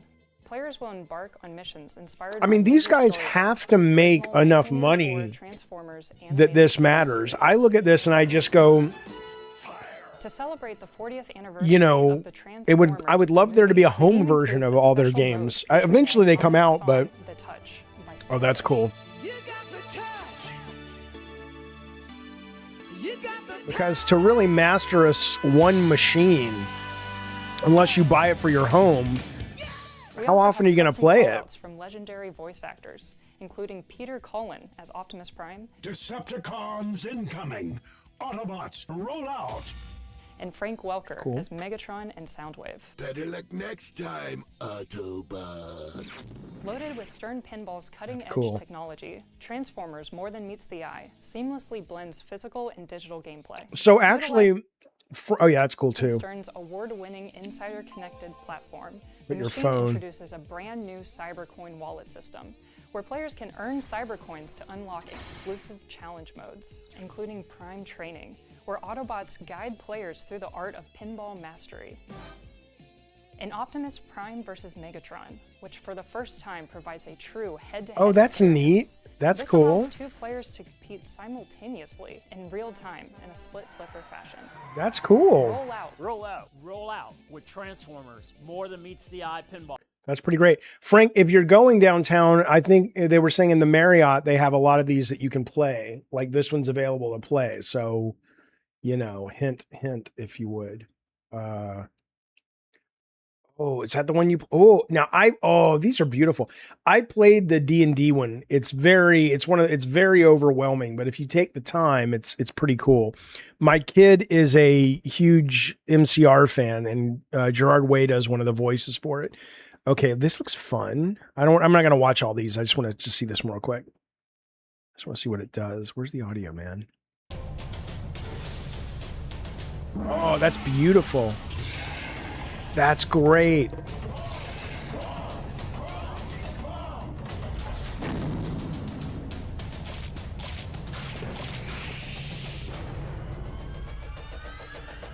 I gotta get to this arcade soon. I haven't been in a while.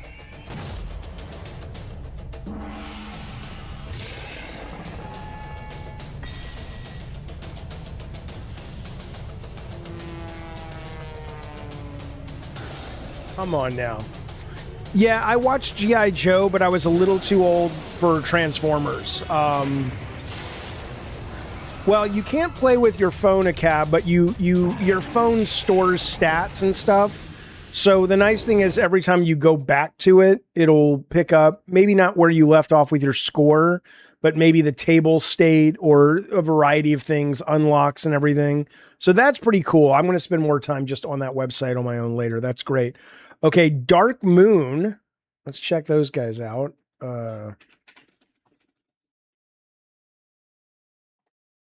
Wouldn't life be so much easier if all Comic-Con did? And you can charge me for it, man.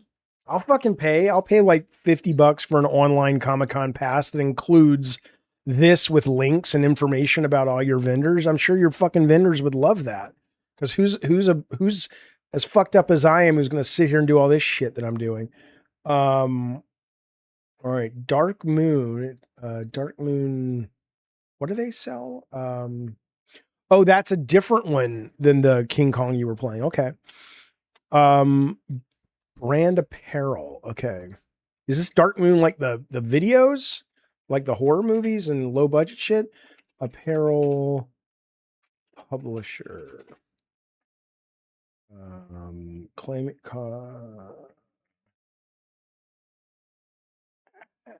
Okay, let's. I guess the best is we can click on this, maybe.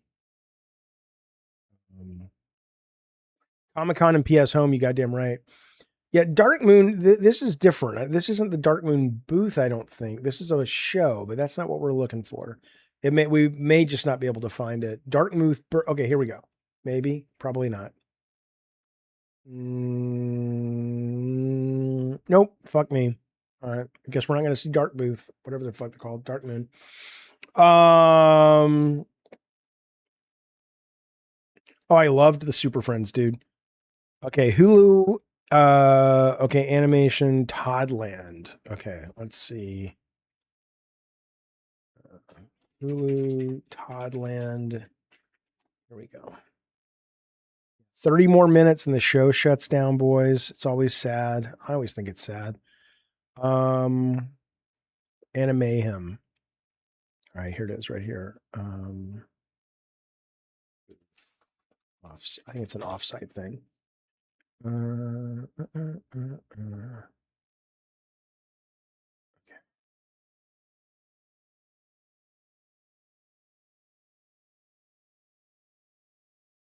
Oh, okay. It's actually, they have a booth there. Okay.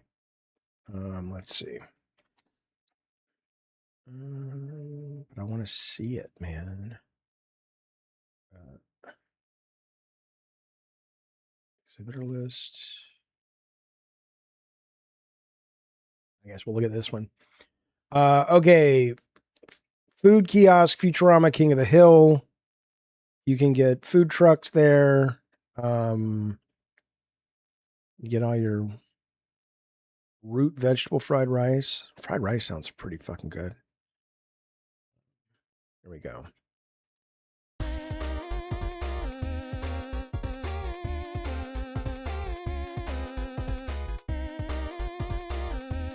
See, I always wonder though, like if you're like, I wonder why, I get why you would go to get food there, but why would you wait in line for just to, I don't know, maybe if you love, like, I guess if I loved the show, right? Like if I love the show, The West Wing. Okay. So if there was like a West Wing and I could be in the West Wing Oval Office with President Bartlett and all the cast, and I guess I would definitely wait for that. I can see that. But I wouldn't just do it. And like, I would never do it for a show I barely watch. But it seems some people do. Maybe they just like pictures. I don't know.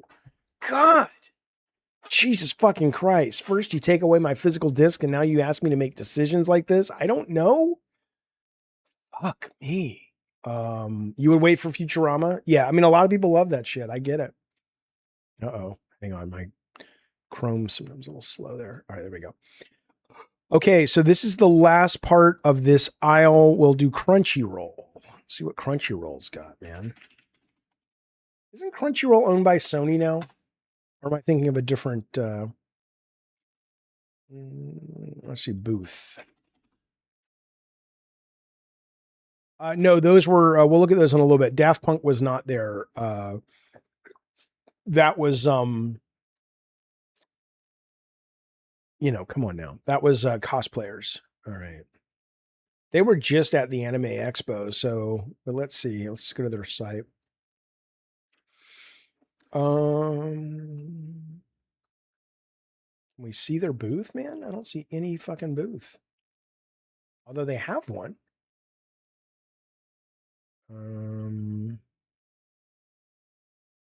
Here's a look at the...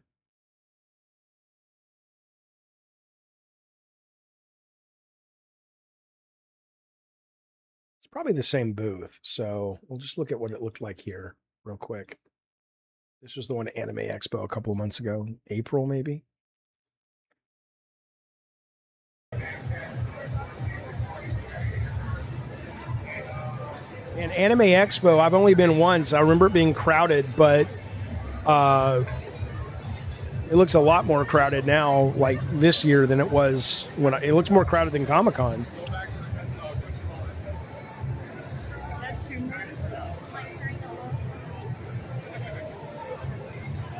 If Marvel or DC let me create a superhero or villain, what powers? I mean, I don't know. I would want to come up with something really that would lend itself to some really unique stories. So let me think for a second while this is playing.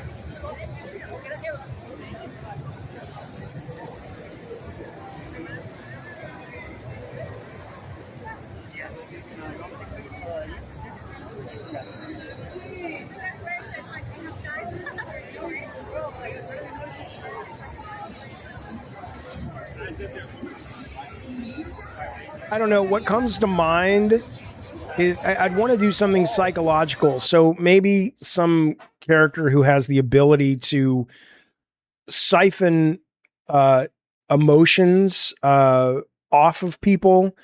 Maybe they're a therapist or something, but and they get this power not through therapy, but through some science fiction thing. and they can, almost like Dazzler turns music into light, it can turn the emotions of other people into abilities, or like the Green Lantern to fight at their side or whatever. But what ends up happening though is that they find that the negative emotions are really, really, really powerful.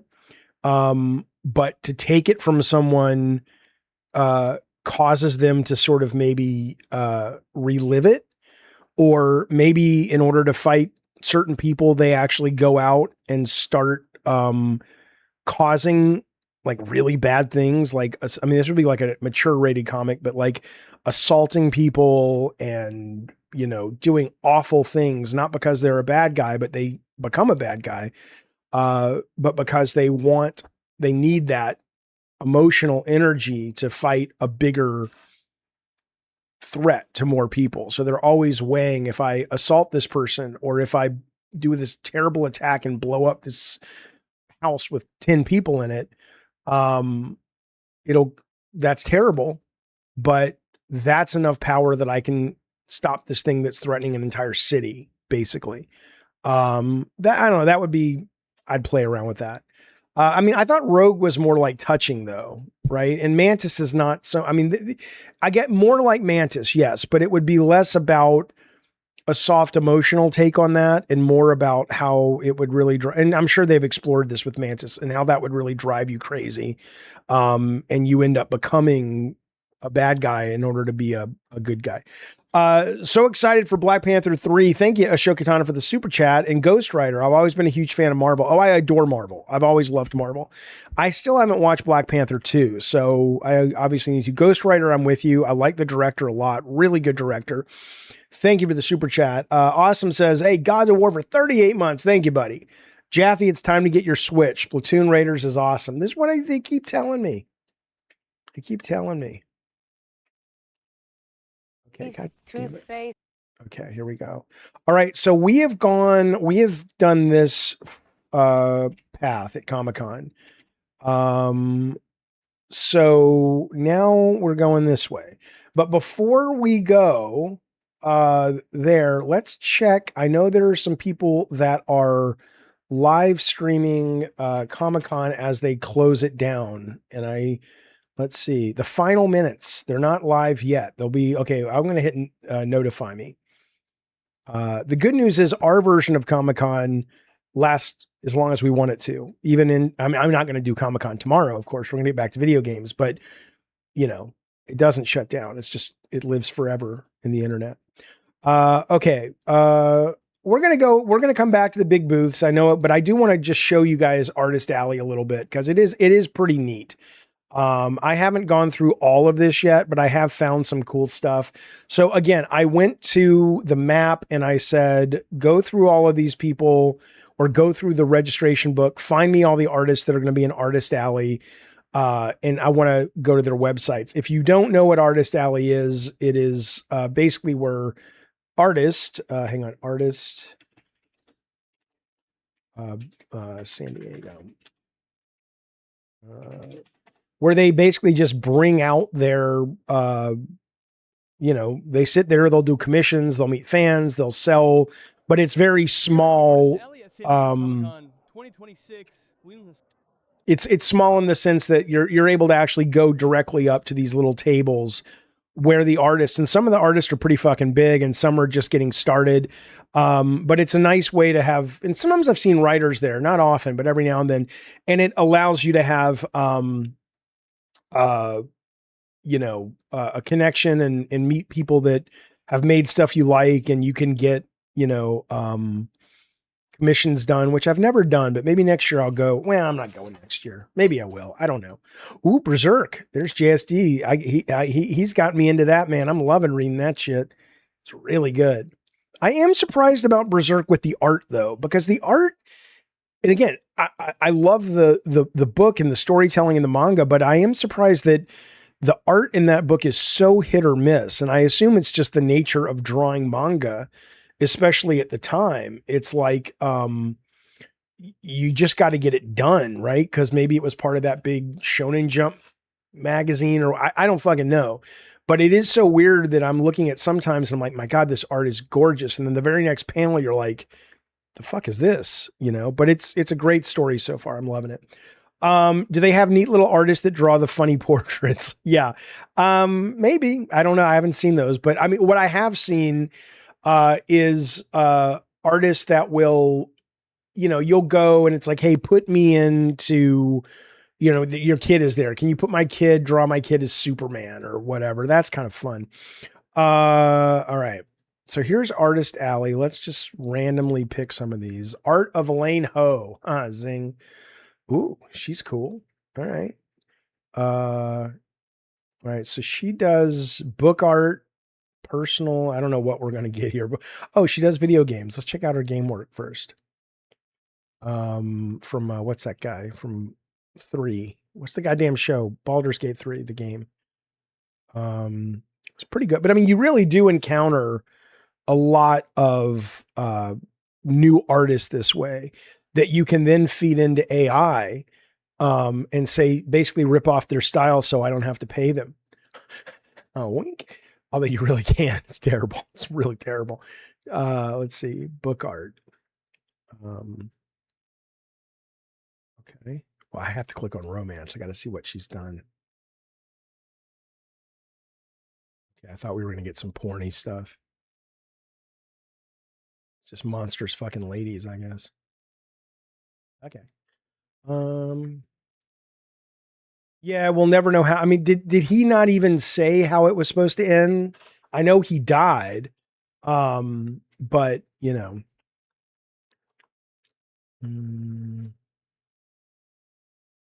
Fuck it. Let's just be an asshole. Let's just take this real quick. Copy. I would never do this. I'm just doing it to be a dick. You guys, come on. Take this picture and give me animation on it. So it's dramatic and exciting and cinematic. I may have to go into the different Google. I don't know if Gemini will do it. I have another one that will do it. I just want to see. Of course it's terrible. But, you know, it's kind of like when we were watching the Hall 8 footage yesterday, and it was, you know, the trolls were in there just spamming Kobe Bryant whenever you joined the guy's thing and he couldn't turn it off. And so it was like, I'm just doing that. I would never, come on. It was funny though, you know, so it's doing it right now. In the meantime, we'll keep looking at people's art. We'll come back. It'll be a surprise. Bob draws stuff. I bet he does. The art of Robert McKeon. Okay. So, but this is a guy who's going to be at the, at Comic-Con. Let's see what he's got. Buy my art. It's a con schedule. Let's go to buy my art. I'd like to see your art, please. Jaffe's menacing. I'm just playing, baby. His friend said he laid out how it's supposed to end and he's going to go strictly follow the notes. Okay. So is that still happening? Because how long ago did this guy die? All right. So this guy does kind of cartoony stuff. That's kind of fun. Adventures in babysitting with the Spider-Man folks. All right. Not too bad, Bob. What about Bob? All right, here we go.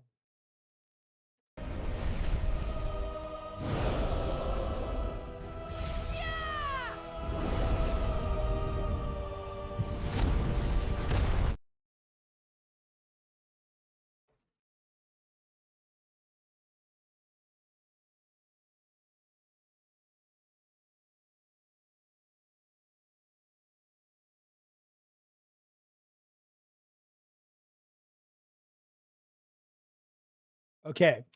So I said, okay, but I want the whole thing in the same style as the picture I uploaded, not the photoreal stuff, like 2D cartoon, but in the style I posted. All right. So let's see what happens. All right. We'll come back to it. But I mean, come on, man. I'm sorry, but come on, man.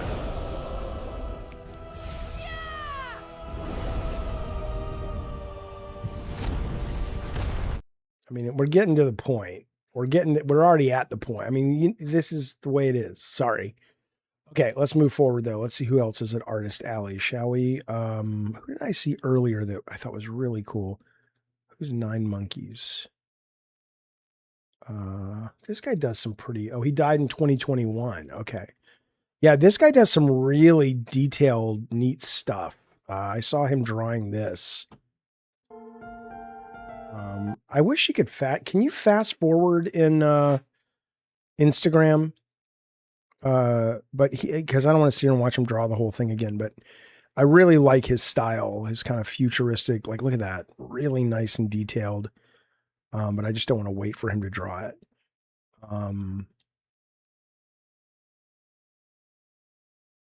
mean, it is, look, I get it. I get it. If you've spent the last 30 years going, I want to be an artist so bad, and I want to work and sell this stuff and make stuff for movies and games, how furious you would be right now.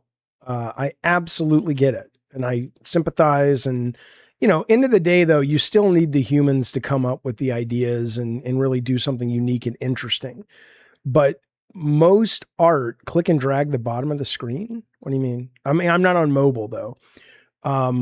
Most art, though, that is commissioned is usually done as product art, even if it is concept art. So that's the unfortunate part, is that, you know, like Marvel, who just fired all their art staff because it's like, okay, well, we got it now. And now we'll just hire prompters, right? I mean, it's probably not gonna be that simple. They still need the art director, but it's just the way of the world. But I get why they would be fucking furious. I totally appreciate it. People always get me confused because they think I'm like, I don't care. I care very much, but I'm able to compartmentalize the way things are going to go and the practicality of things and the nature of capitalism. That can live in my brain separately from, oh, this is going to be awful. Yeah, there you go. Exactly. So Seeger says, I spent the last 20 years doing finance and accounting, and no one cried when AI outsourcing took out our entry-level jobs. Right. I mean, you know, it's awful. Okay, let's see what this animation looks like. All right, here we go. It's a little better. Still looks a little too 3D for, oh, that's good. Still not right, but you know, if you, yeah, artists make the best art. That's exactly right, Gun. So what I don't have the skill to do is identify why this looks the way it does, and then tell the AI why this shot, for example, or one of the later shots doesn't work, right? So I totally agree with you, but you know, anyway, there you go. I thought it would be funny. Okay, let's keep looking at some art, shall we? Maybe we should look at Artist Alley this way for a little bit. It's actually a little better, but you can go, oh, I'm with you, Rage Not. You can go to the individual artist tables. Okay. Oh, look at that. I mean, that's the skill, baby. $2,200. Oh, $3,000 for the print, though. On social media, they are often drawing, and they do all this in pencil, even if it doesn't look like it. All of this is done in pencil. So when you say seriously, it's impressive. I've seen them on social media before. There's Land Stations by Lenny Romero. Jim Lee was there at Artist Alley. That's cool. Hello, Magnus Demand. Iron. There it is. Cool. I love stickers. I have no place to put them, but I love them. Tom Bez.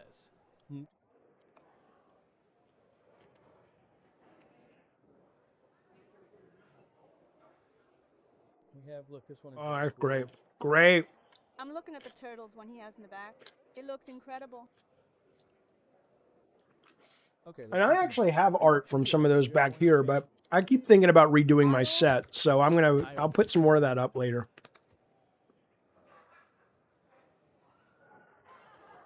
Is the same. No way. Oh, I love cartoony Marvel so much. No, this. It's a coloring book. Let's see. Can you show it to me, please?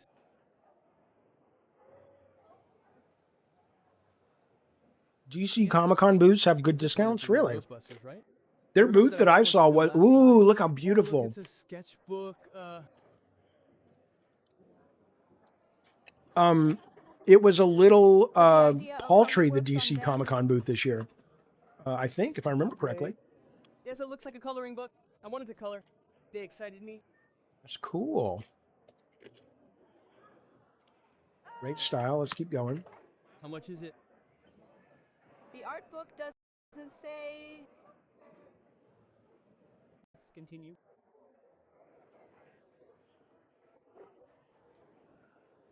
The Jesus coloring book. The hell Mine is is a that? coloring book, I imagine.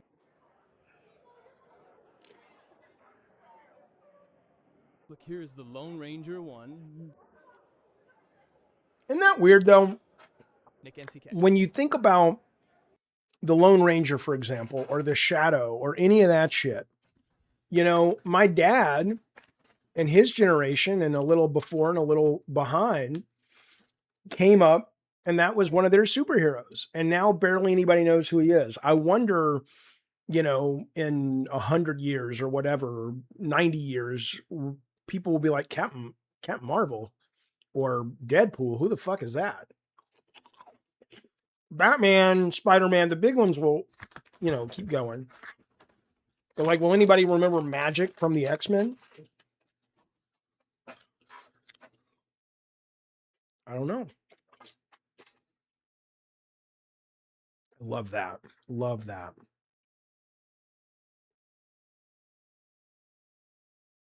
Gun Fu.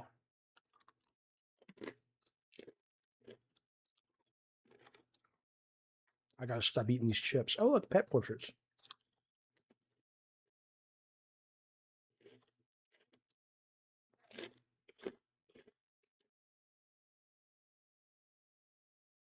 Well, man, you know.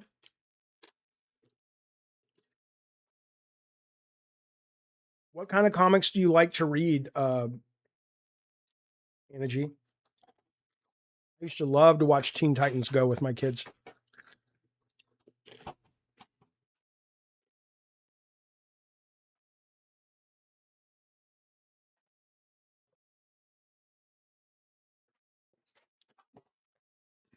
Cool. Come on, man. That's just rude and uncouth, Energy. Burp on the microphone. What if in my fantasies I have two personalities, Energy and me? In 90 years, our superheroes will be Tide Pod, man. Yeah, maybe. Throwing up and calling 911. Could be. Vivi says, I would feel bad passing these people. I would want to support them even if I wasn't interested. Yeah, but I mean, you know, it just becomes part of the con experience. You stop when you stop, and, you know, some of them do look up like eager little puppies, like, please buy something, please clap. But most of them, I think, are, you know, and a lot of these guys are not, well, you know, a lot of these guys make decent money. Like, I mean, some of them are huge artists that come here. But yeah, every now and then, I know what you're saying, but I guess it's either that or don't look at their art. I guess you can do it this way, though. See, that's why Comic-Con at Home with Jaffe is so, oh, Kiki's is so brilliant. Because you don't have to make them feel bad. You just have to feel bad for me because you're not sponsoring my show. You understand? Well, you are, of course, but you know, I think Ryan Gosling playing Ghost Rider sounds fantastic. I'm excited for it. I gotta go turn on the AC. I'll be right back. I'll let this keep playing.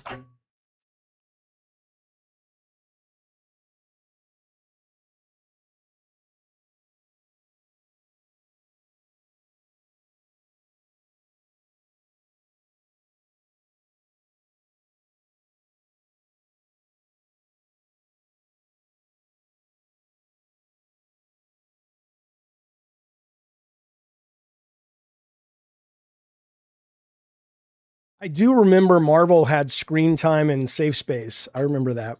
I don't think they came out, but I remember people were upset about it. I'm just like, let artists try things. They're trying to do good. Sometimes it goes a little far, you know. But let them, you know, you got to give them a break. Oh, you're close to getting there. I just call in whenever you see something cool. Tell me when you're on the line. You're about to get hit with a tsunami of humanity because The con wraps up in, I think it ends in 10 minutes, which we're about to watch live. So you're about to just see, you know, but I don't know. I think it ends at 5:30, right? Hang on. Yeah, it does. It ends at 5, not 5:30. All right. What do we want to see before it all closes down? Let's see. We haven't really spent any time here at the Hasbro booth. And these guys have some good stuff, man. They have some good stuff. Don't be a baby. G.I. Joe Classified. They got Spidey, Xavier. This is not their con stuff, I don't think, though. Let me see. Hang on. All the SDCC. Here we go. This is what they dropped at the con. Oh, look at that. Sentinel Marvel versus Capcom. That's not too shabby, folks. Transformers. Ooh, the monster. Ooh, Gravedigger. Transformer. That's pretty good. That's pretty good. Oh, good, Unicorn. Great. Berserk plus Made in Abyss are my two favorite manga. Ashok, thank you so much for the super chat. When I finish with Berserk, maybe I'll look into, I've never heard of Made in Abyss. Oh, I love that. The G.I. Joe, Laura Croft. It's sold out, but that's cool. I'm very excited for the new Tomb Raider. And I'm going to be playing the original Tomb Raider 2 in the next week or so from Retro Game Treasure, by the way. It was one of the things they sent me, but I'm not going to tell you the rest. It was very good. Very good box this month. It's always a good box, but this month it was some really cool stuff in there that I'm very jazzed for. So this is not the same one from the movie, because I think the one from the movie is like $100 or $90. So these may be different versions or something. I mean, obviously they have to be, right? All right. Well, there's Hasbro. Let's check out. Who do you guys want to see that we haven't seen yet? That you really, man, this show used to be a lot bigger too. Dark Horse, Penguin.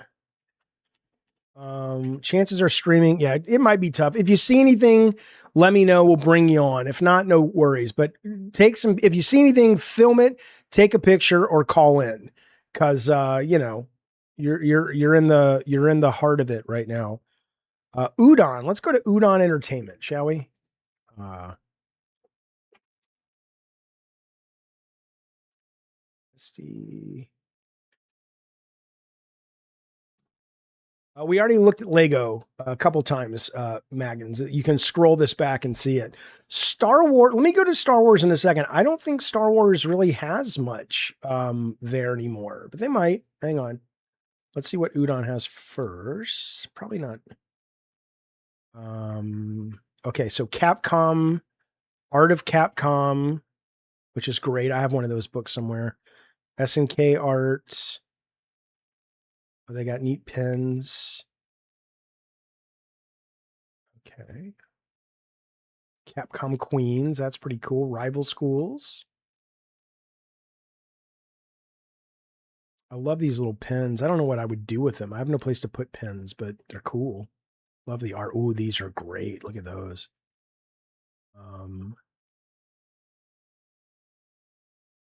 Shantae swimsuit special. I feel so ashamed. I love Shantae though. She's awesome. Poor little Shantae. Why is she so sad? Roddy Tops. It's a good series. Cool. Mega Man. Oh, it's an interesting idea, Tyler. When they close the doors to other people, like wealthy people or celebs, Persona pins, get to look around. I would be surprised if they didn't, but maybe before, because honestly, at the end, everybody's packing up, and you know, it's yeah, exactly, TJM. It's really interesting because they. Hang on, I like how I didn't get a notification. Like and subscribe, of course. Subscribe. John Bailey. These are the last 10 minutes. And I'm not sure what that person just said, but that so. But what's interesting though is, yeah, the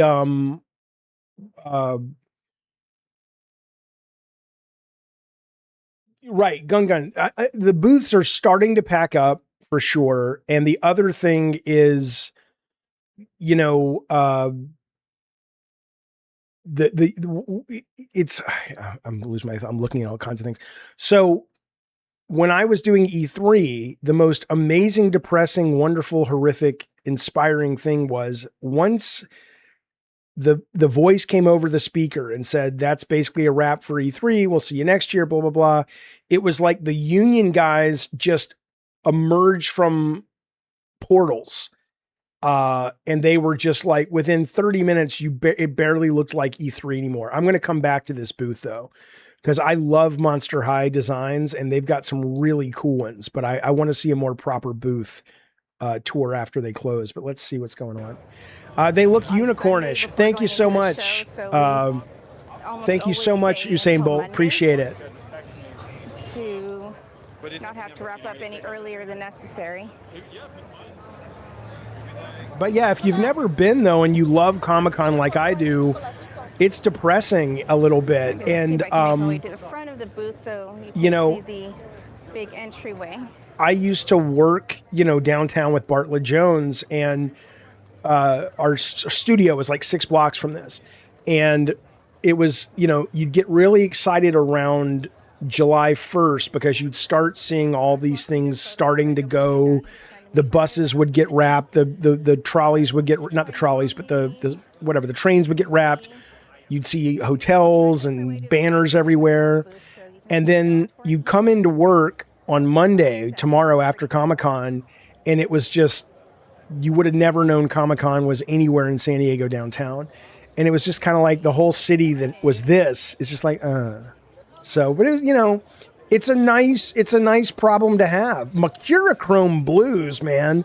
Who the fuck knows what mercurochrome is? You must be old like me, man. Mercurochrome. That was the shit. Little dipper in there and the little glass thing with the bulbous on the end. Come on now. I thought this entry piece was really cool. Okay, so we will look at the Star Wars booth in a second. Go to Lucas. I've never been to Sweden, no. I'd like to. It sounds really great, actually. This is the Anzellan ship.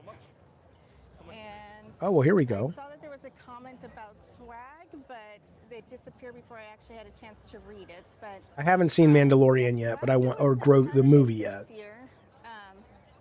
It's obviously for the last several years been kind of on a decline. Let's see.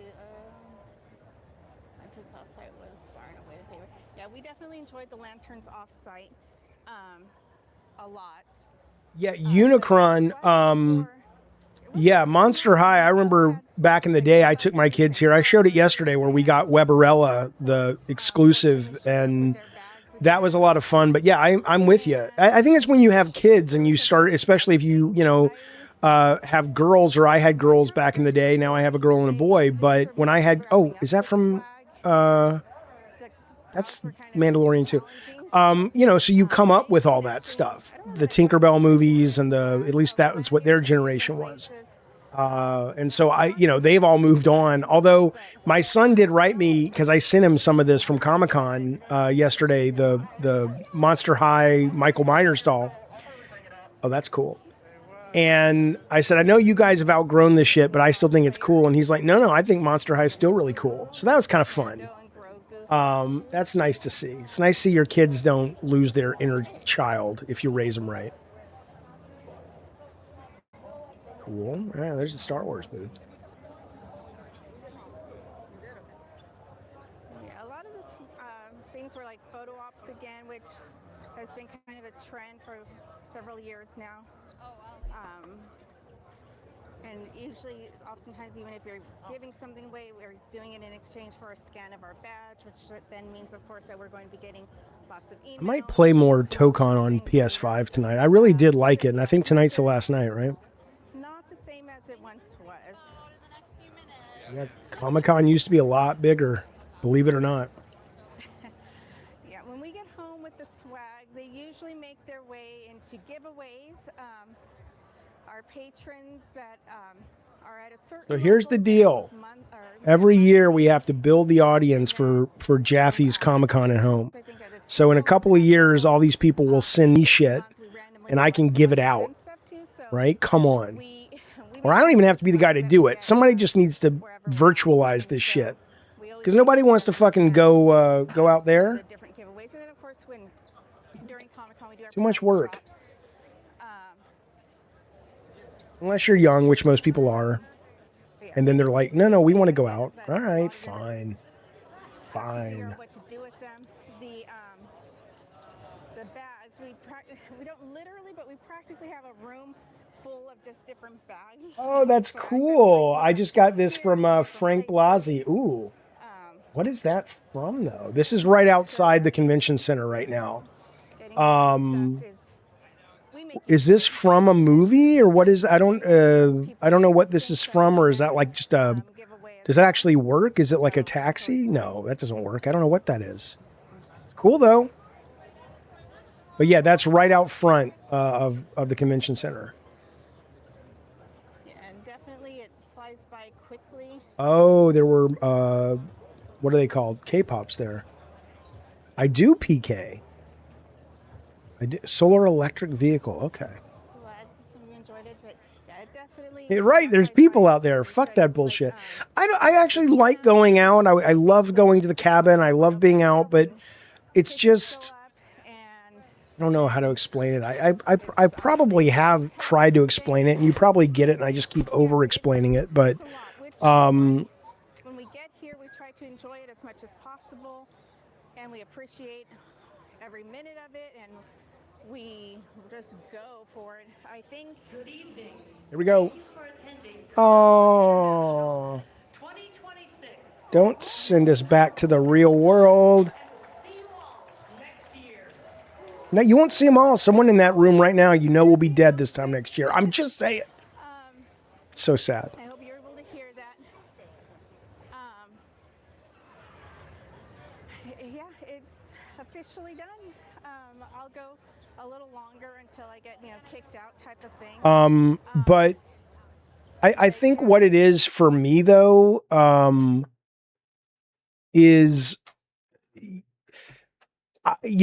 because I've been to these booths, right? So you walk the booths, you look, all you're doing is looking. So eventually, unless you're going like for business reasons or social reasons or whatever, frankly, I have a better time hanging out with you guys and streaming Comic-Con, like this, because a lot of times when you go to Comic-Con with someone, a lot of times it's like, well, where do you want to go? Okay, let's go see. And you can't really just go where you want. And so it kind of feels like, part of it's that. But it's also the fact that what you're seeing here is mostly the Comic-Con experience if you don't care about coming home with swag, which is you're just looking at stuff through glass. So you're just looking at stuff through glass here. And the good news here is, like I said, I know this is super geeky, but I don't care. But I love the fact that for me, and you too, I mean, for everybody, but for me, the show floor is open 24/7, 365 days a year, because you go to that map and you're like, if you're feeling nostalgic for Comic-Con in December, you open up the map, you tell AI to give you all the links, and you just get to kind of peruse all this shit and go to Amazon or wherever you want to order your shit and order it. So I don't know. Jaffe, when was the last time you were in a Toys R Us? I mean, Jesus, man, who the fuck knows? I don't know. Do they still have Toys R Us? Probably in 3rd Street Promenade in Santa Monica back in 2004, maybe? Zach, hey buddy, what are your thoughts on Disney's live action movie initiative? It's been a bit of a mixed bag. I don't really think about it like that. I just think of a movie as a movie, right? So,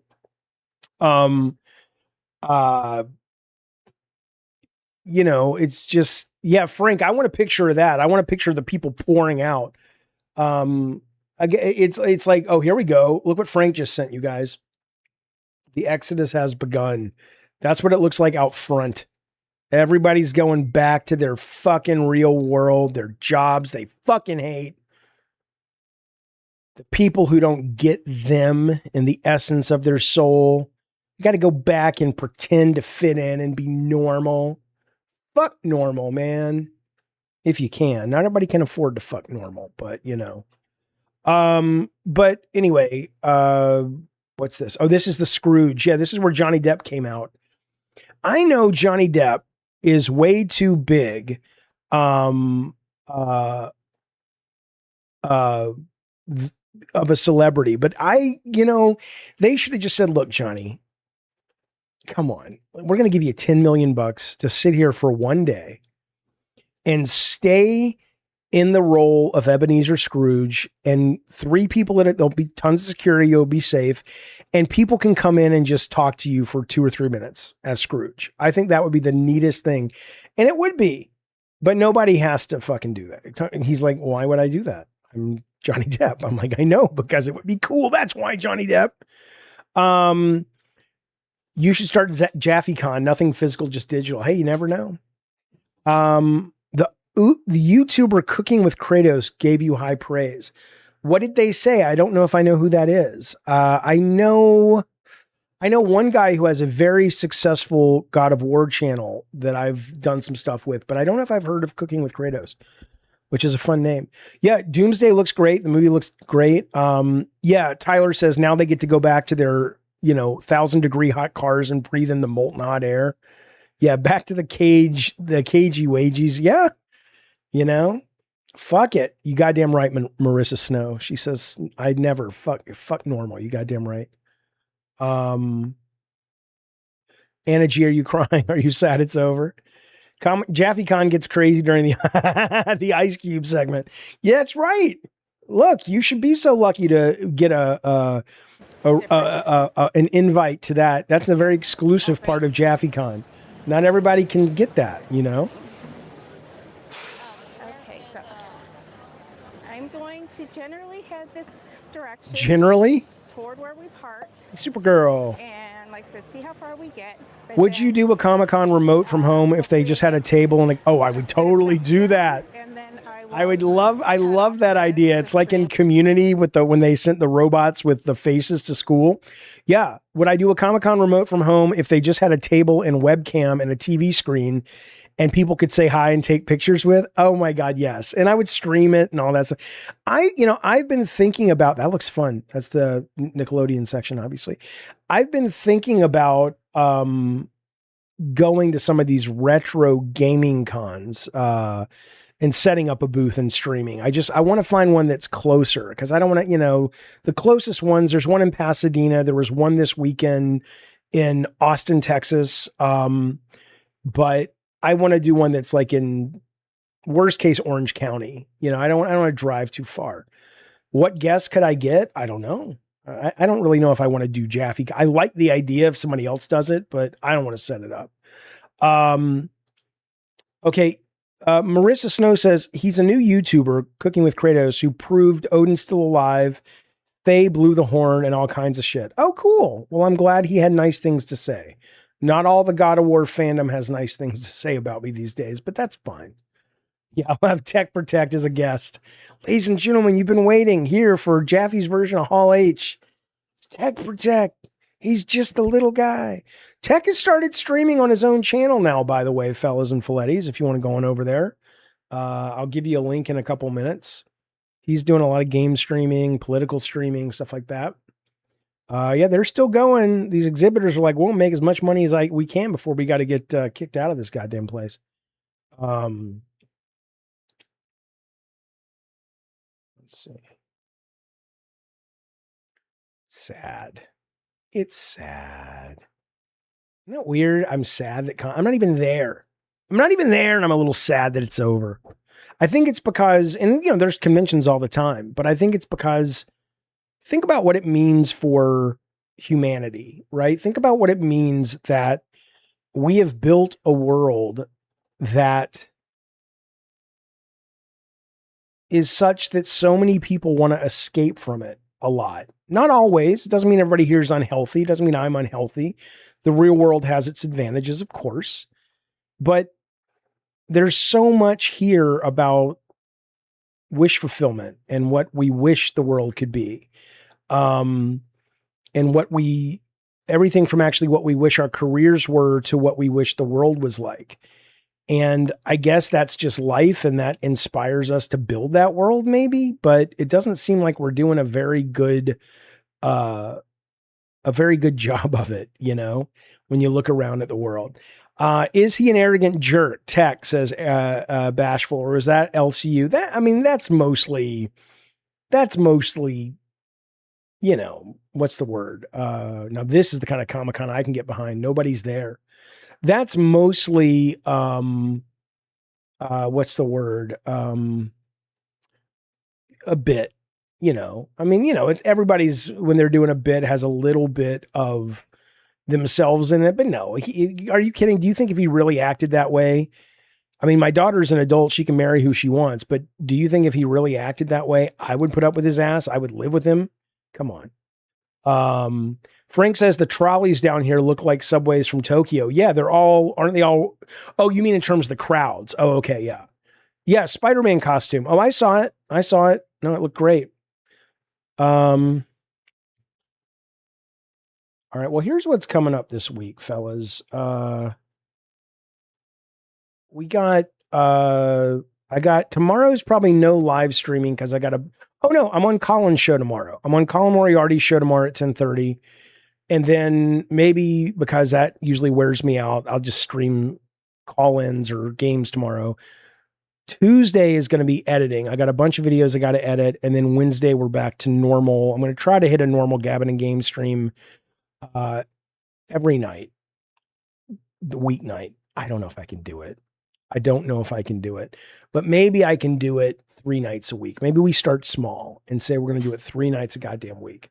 But anyway, that's what's coming up. And I'm going to give you guys an exclusive. Nobody gives a shit, but I'm going to tell you anyway. Hello, Huggy Bear. Thank you for sending your viewers, and thank you for being here with us. Real Willie Farnsworth says, so you quit Crypt. Honestly, I think I'm going to. I got to talk to Josh today. Because the deal we had made with Keemstar was, hey man, we want to try to make this game show design work. I'm going to spend the rest of July doing it. And I've done some design on it, and I think it could be cool, but I just really don't want to. It's like when I wake up tomorrow, I really don't want to sit there with my pad and paper and design that game show. I'd rather talk to Colin about games. I'd rather do my unboxing of Retro Game Treasure, because it's really, really cool what they sent this month. You know, I'd rather do a Gabbin and Games more regularly. So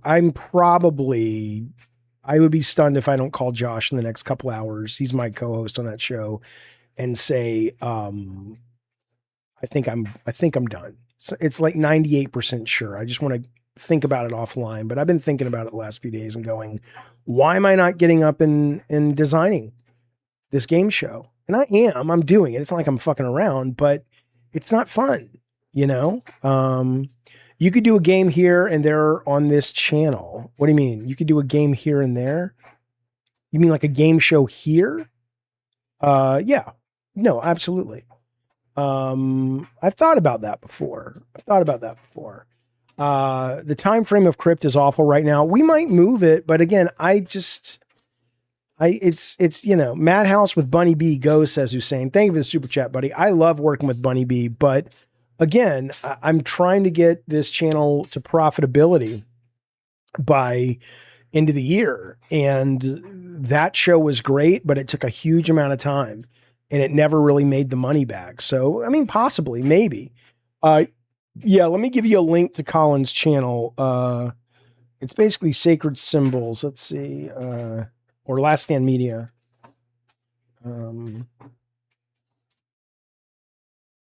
But yeah, Bunny's fantastic. Are you kidding? She's a delight. A whimsical skedaddler in every shape and form. She's wonderful.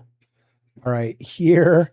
The title of the show, here it is right here, is he's already got the link up. Please stop yelling at David. Let me see if I can find it. It's Miyagi-Do. What happened? Did they cut their stream? No, we're still going. Okay, last in.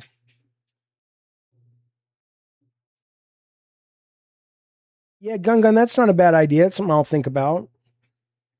Yeah, I like the trailer reactions too. So here's the link. I'll put up a link right now. But this is it. Moriarty, Jaffe. Please stop yelling at David. I wasn't aware that he was aware of just how much shit I've been getting on the internet, but I guess he is. It's live in that. Okay, let's see. Here you go. There's your link. That's coming up tomorrow, California time at 10 o'clock. 10 o'clock in the morning.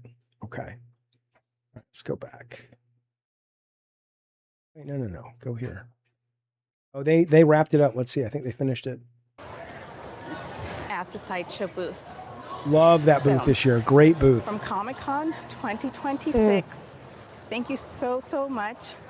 And I guess we will see you in line somewhere. Thank you. Happy con. Yeah, great. I love that. So these guys are great though. If you don't follow their site, it's Parks and Cons, and they just go, to all the cons, not just San Diego, but they go all over and live stream the stuff and just kind of geeky stuff. So they were at Anime Expo, Not Scary Farm, stuff like that. So there's a lot of sites like this, but I like this one. I'd watch your ideas for a Doctor Strange or Superman game. Yeah, absolutely. I'd like to talk about that sometime. Link is in Zelda? Right. I don't understand. Well, again, Willie, I know and I hate it. I hate saying no to people because I know Keemstar wants me to stay over there, and he and I have talked, and I know Josh wants me to stay over there, and I, I don't want to let people down, and I appreciate it and stuff. It's just, it's a lot of work, and it just seems like a lot more work without the benefit of the kind of money you can make elsewhere. I hate that it just comes down to that.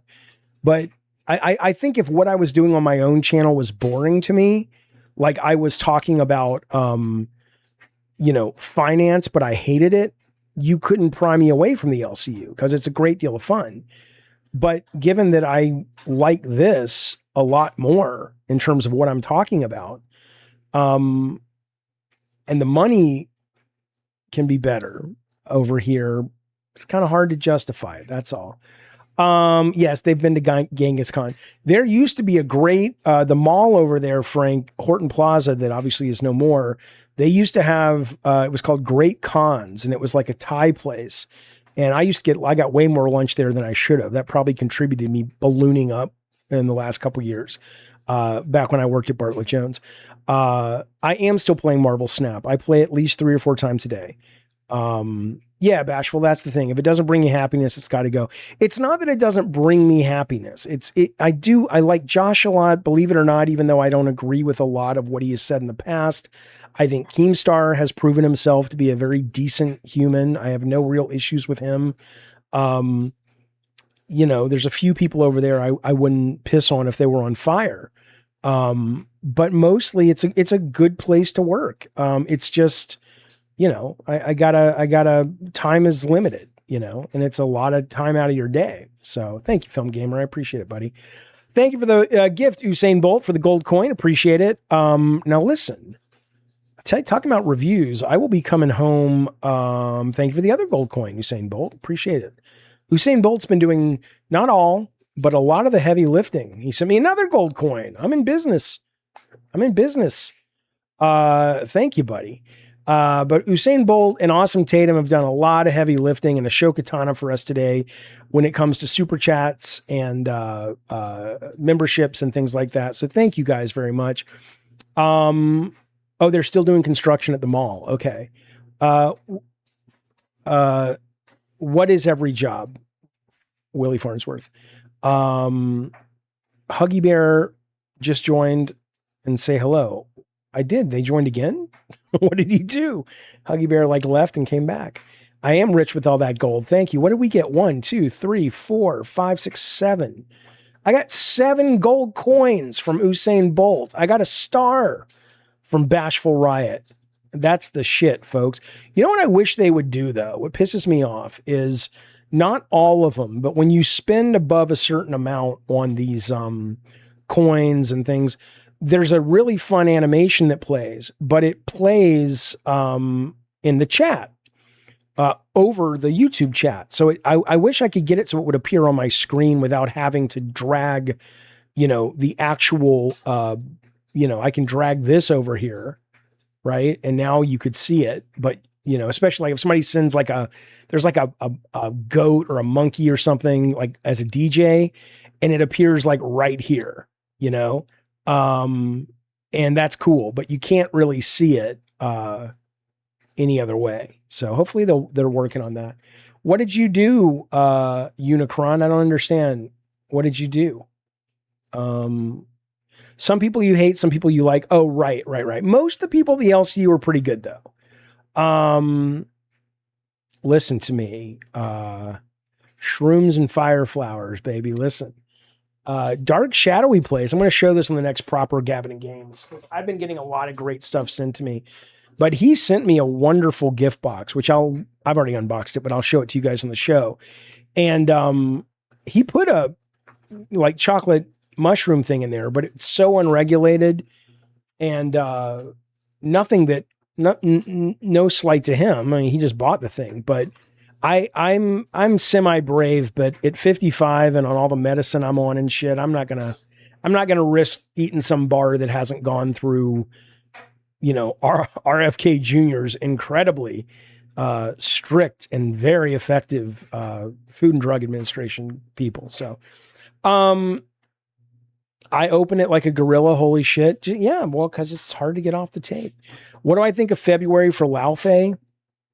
Right? I mean, that's coming out. There's going to be a Persona. I don't think, is it a new Persona?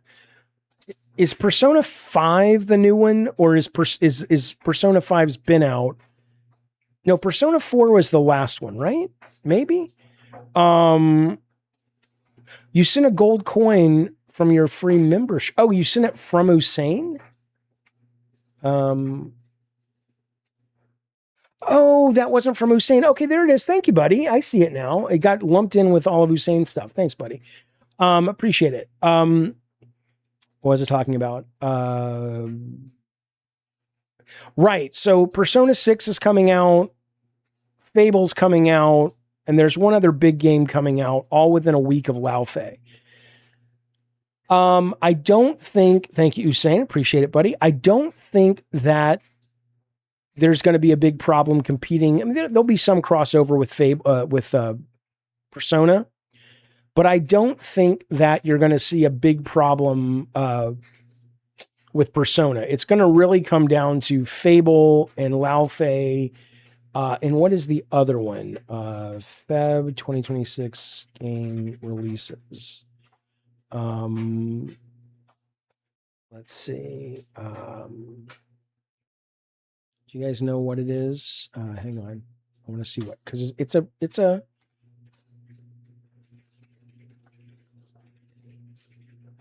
okay, let's see. Tomb Raider. Right. Tomb Raider Legacy of Atlantis has moved to there as well. So I just don't know. I mean, I obviously, I'm not a big fan of what I've seen from Laufey so far. Will the God of War brand be enough? I don't know. I mean, and it could be a classic. It could be a game of the year contender. Absolutely. But based on what I've seen, I would rather be Tomb Raider, and then Persona 6. But, it's first party. They're probably going to advertise the shit out of it. But, I have to admit I'm biased because I don't really like what I've seen from this game. So I have zero interest in playing this if it wasn't for the fact that I knew it would do well on the channel. If this was not on the channel, I'd probably just watch a few movies about it and I would never touch it unless the reviews blow me away, which would be a nice surprise. Thank you so much, Usain, for the stars now. We got Mario stars coming in hot. And we got Bashful Riot dropping some stars. Thank you, buddy. Appreciate it very, very much. That's excellent. Excellent. Thank you guys for all the support. Oh, Frank's giving me something new. Gamers ask for $300 million games is what I hear. Yeah, that's right. That's right. Oh, what is that? Is that a street legal car? What the fuck is this, Frank? That's cool. Oh, I love Elden Ring. Elden Ring's my favorite game of all time. Look at that fucking thing. Is that the Batmobile? What the fuck is that? I don't even know. What happens to the God of War franchise if the next game's a miss? Nothing. I think the next game is so clearly beyond the norm for God of War that if it fails, they'll be like, okay, well, let's not do that again, but the remake probably won't fail. The remakes and the new one, assuming it's good, which I'm assuming it will be, will do well. So I don't think it's going to harm it, but I definitely think that this game, I don't know. I mean, you know, there are people that are really excited for this, and a lot of people adored Ragnarok. And I just thought Ragnarok was, you know, had some amazing aspects and it was beautifully made, but I don't think it was a good game. So, you know, maybe people will just be like, holy fuck, this thing is huge. It might be. Lynx, thank you, buddy. Oh my God, Lynx. I showed off your fucking Art the Clown, the new one. What are you shitting me with that thing? That thing is gorgeous. Remember I showed you guys? I'm going to show it to you again. That thing is the knees, bumblebees, peas, and I don't know, you know, it's the British people. But the point is, I got to show you guys this. This is just fucking beautiful. I love this guy's art, by the way. What the fuck is this fucking thing? What the fuck is this happening down here? Well, that's good. He killed him. Let me see. What is her thing called? It's like cats or something.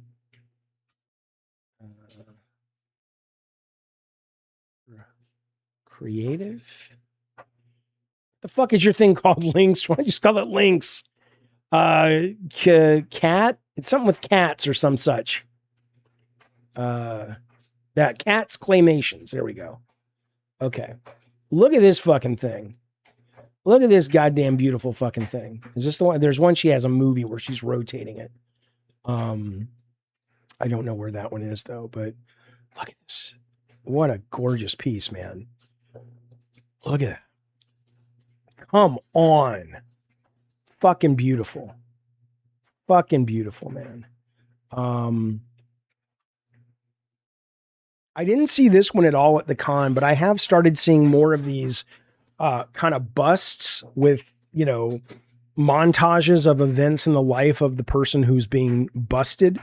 And I love that. I love that trend. But this one is, you know, all of his movies, man, that's some good shit. What do I think Corey's cooking up for Kratos?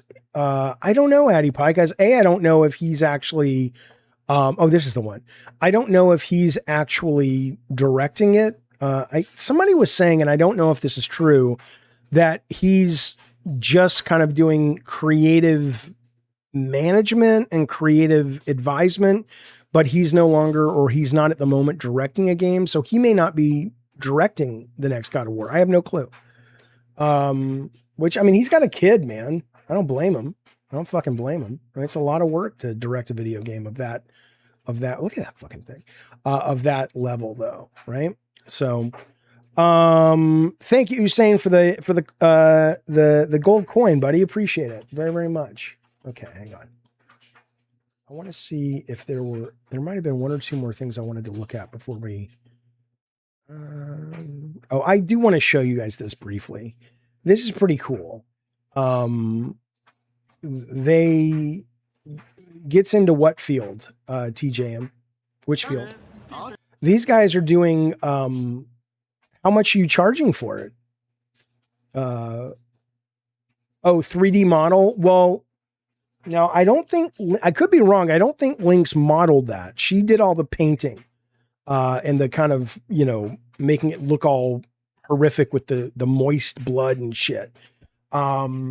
I think that's, am I wrong, or is that links like you can take that and you can get a 3D printer, which you have, and then you buy that actual blueprint or whatever they call it.